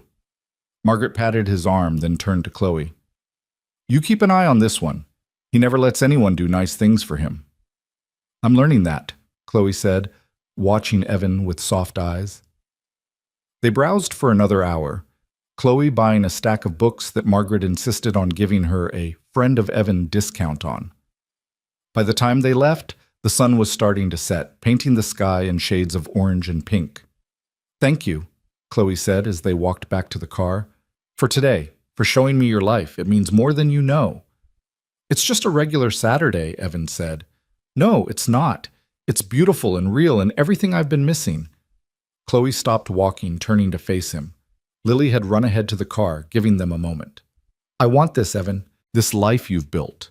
This community. This realness. And I want to be part of it, if you'll let me." "Chloe, I know it's fast. I know we're still figuring things out. But I need you to know that I'm serious about this. About you and Lily. About building something real." Evan looked at her, at the vulnerability in her eyes, and felt something settle in his chest. "I'm serious too. Scared, but serious." "Good scared?" "Mostly good scared."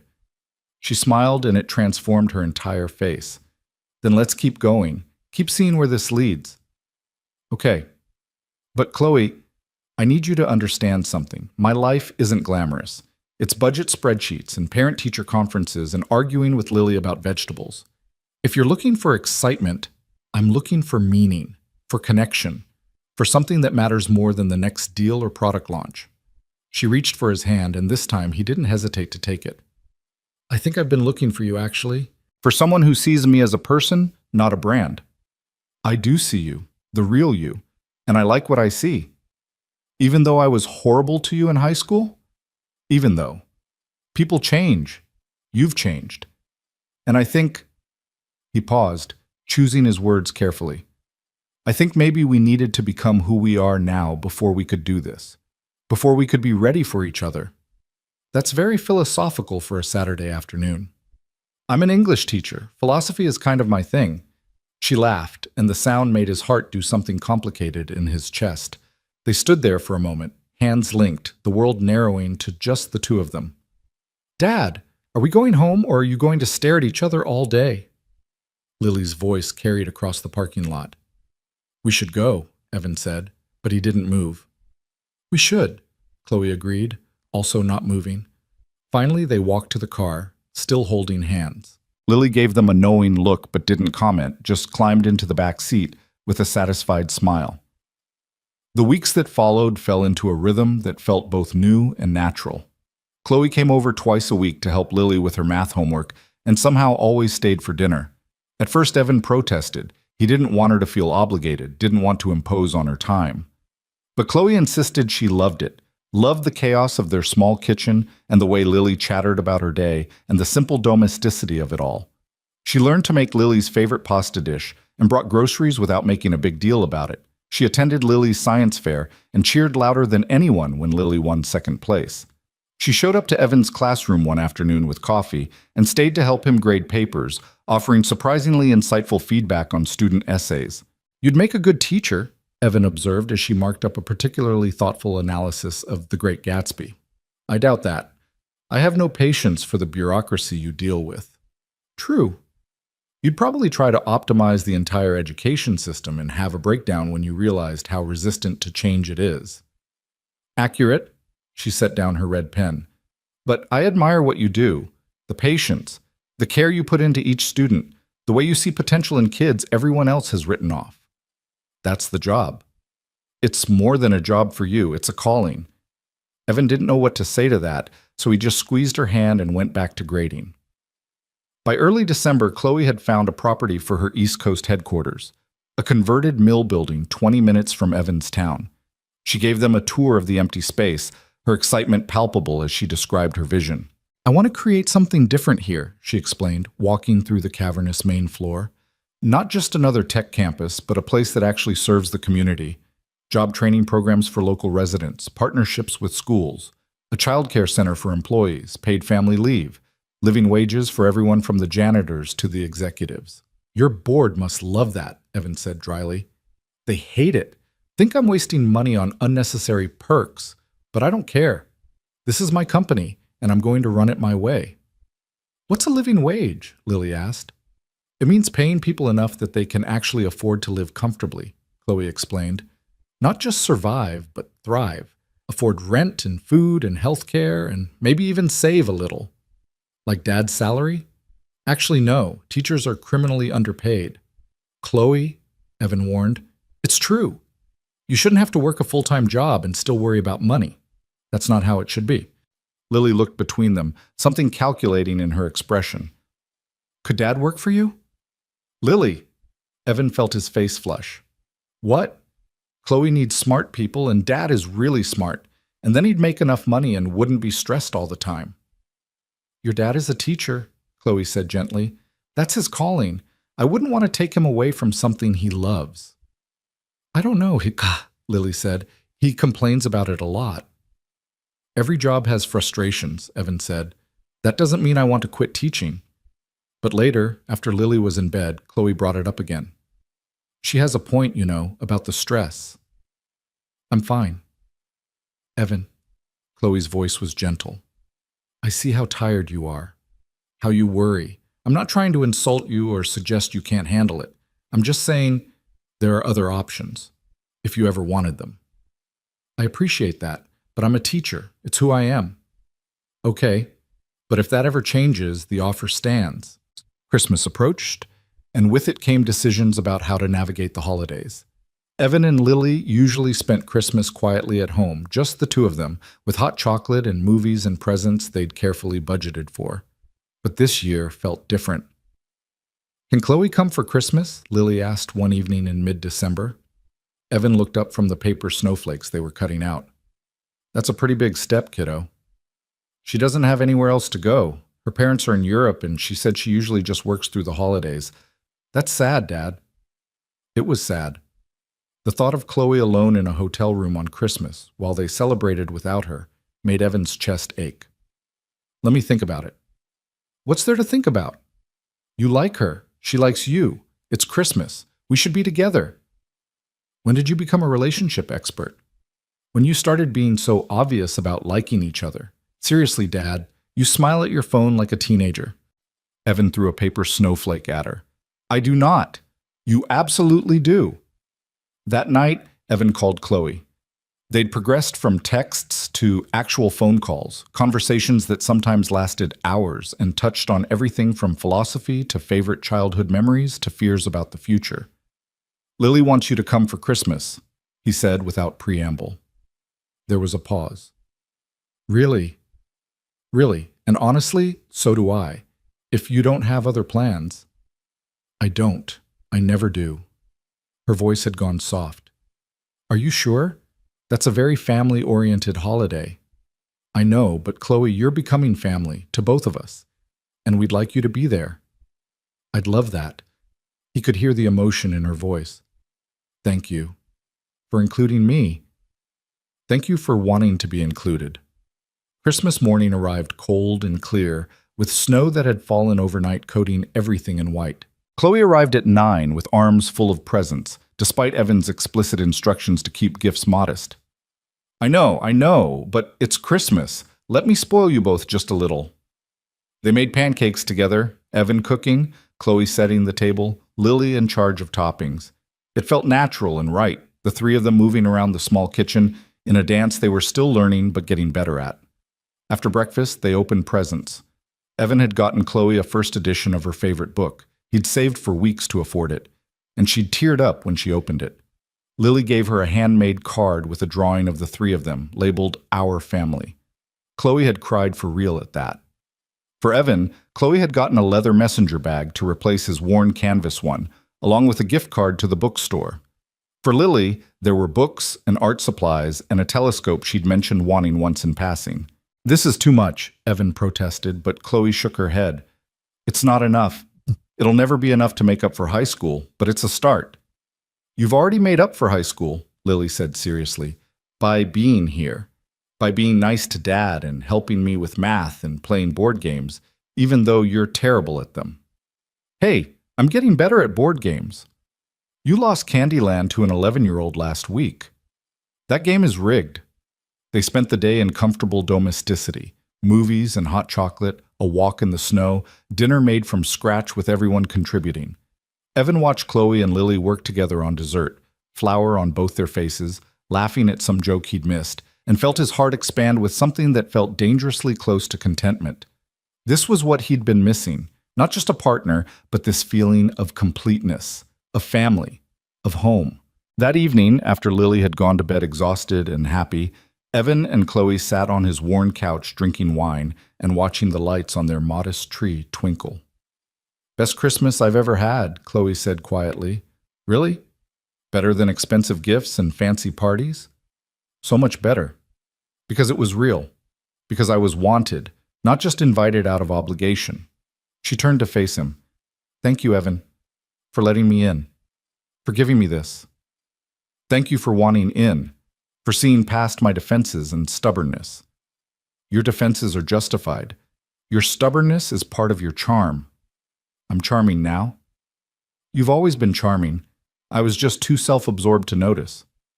They sat in comfortable silence for a moment, and then Chloe said, "I have something else for you, but I wanted to wait until we were alone." She pulled a small box from her pocket, and Evan's heart started racing. "It's not what you think," she said quickly. "I mean, it could be eventually, but that's not what this is. You're not making sense. I know. I'm nervous." She handed him the box. "Just open it." Inside was a key, a simple silver key with a tag that read home. "It's to my new house," Chloe explained. "I closed on it last week. It's about 10 minutes from here. 3 bedrooms, a yard, nothing fancy but comfortable. And I want you and Lily to have a key. To feel like you can come over anytime, to feel like it's your home, too." Evan stared at the key, emotion clogging his throat. "Chloe, I don't know what to say." "Say you'll use it. Say you'll let me be part of your lives in a real way. Not just visits and planned outings, but actual integration. Say you'll let me try to build something with you." "I want that. God, I want that so much." Evan set down the key and took her hands. "But I'm scared. What if it doesn't work?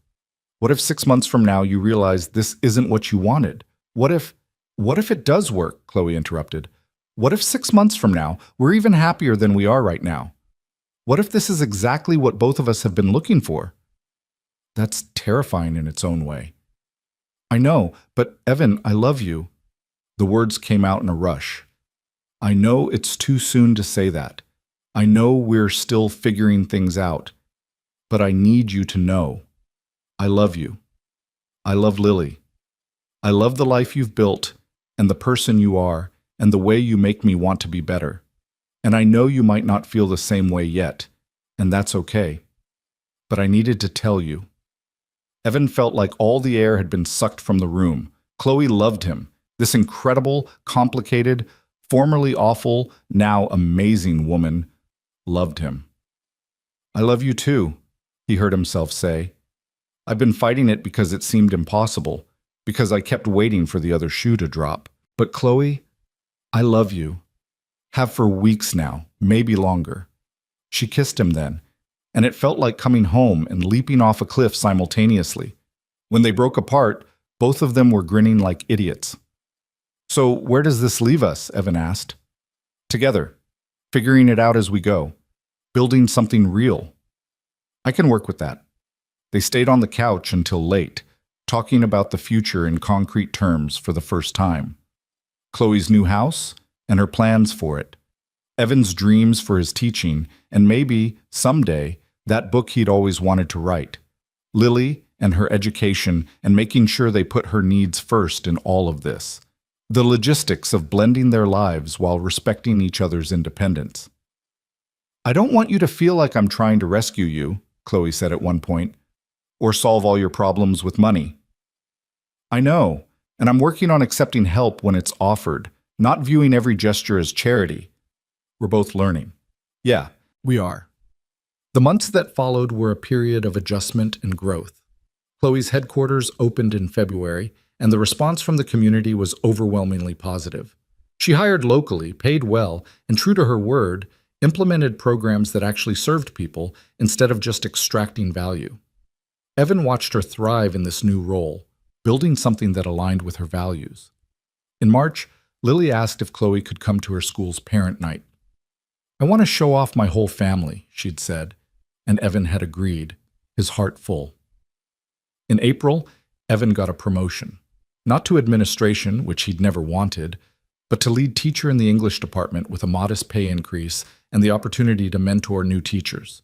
It wasn't life-changing money, but it helped. More than that, it felt like recognition of his work. In May, Chloe tentatively asked if they'd want to move in with her. No pressure, she'd said quickly. Your apartment is your home, and I don't want to push. But my house has 3 bedrooms, and one of them has perfect light for reading, and I thought maybe Lily would like having a yard, and… Yes, Evan had interrupted.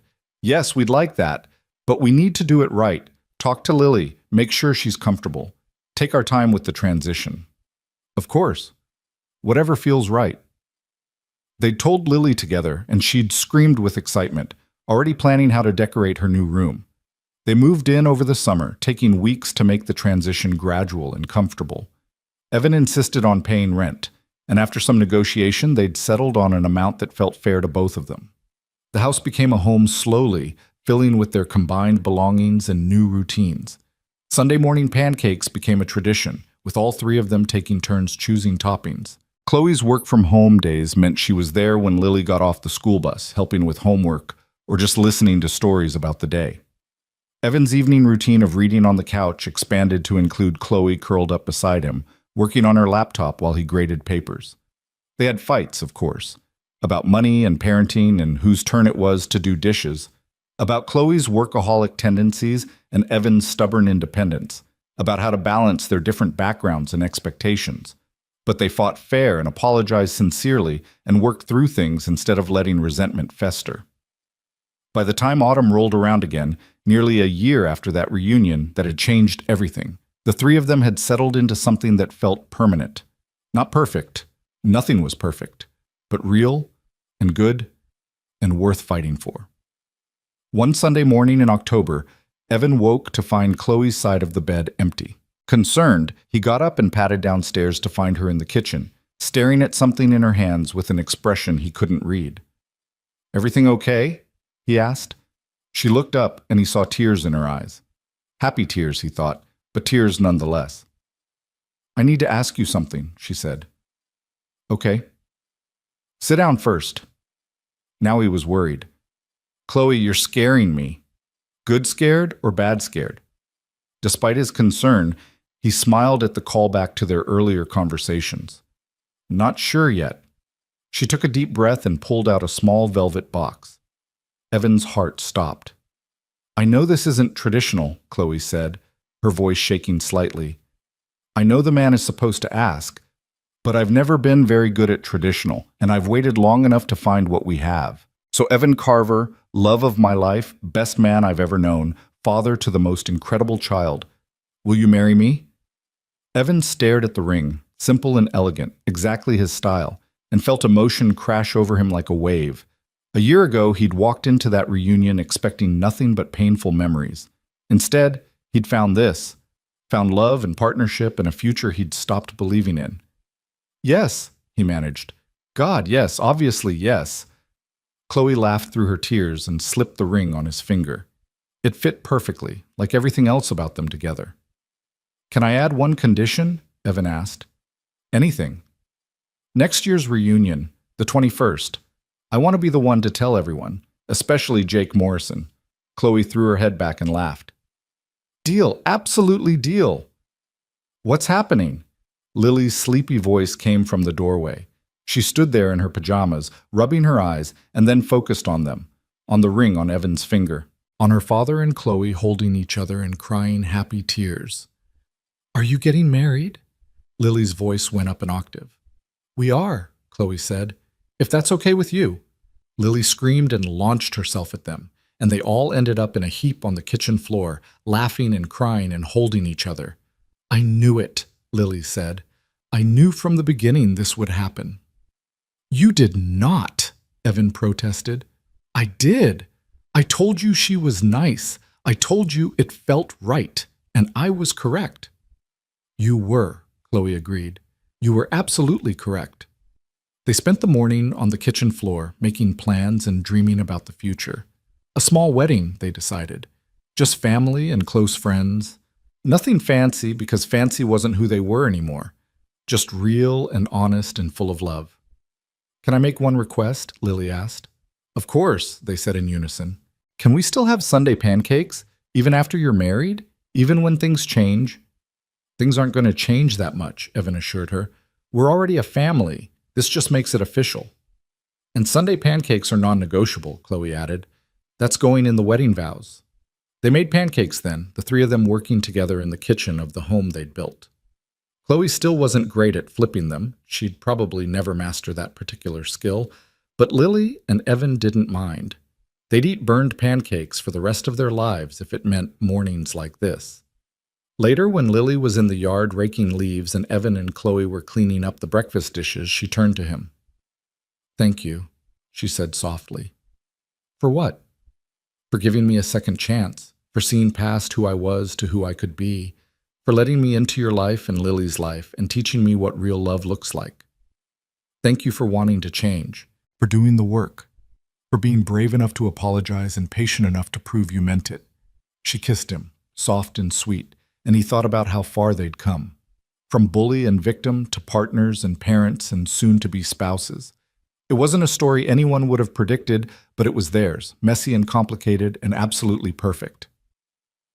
Outside, Lily was building a leaf pile, her laughter carrying through the open window. Inside, Evan and Chloe stood with their arms around each other, watching the child they both loved play in the autumn sunshine. This was home.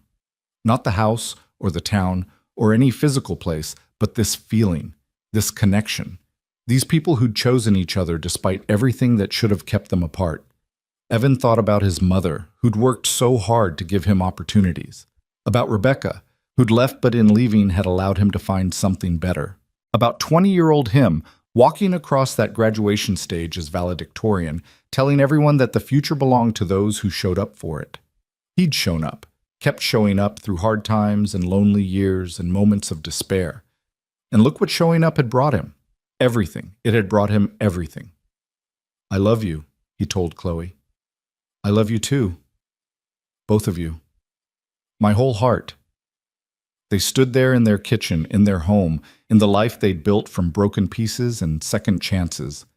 The future stretched ahead of them, uncertain but bright. And they were ready. Together. Finally, completely ready.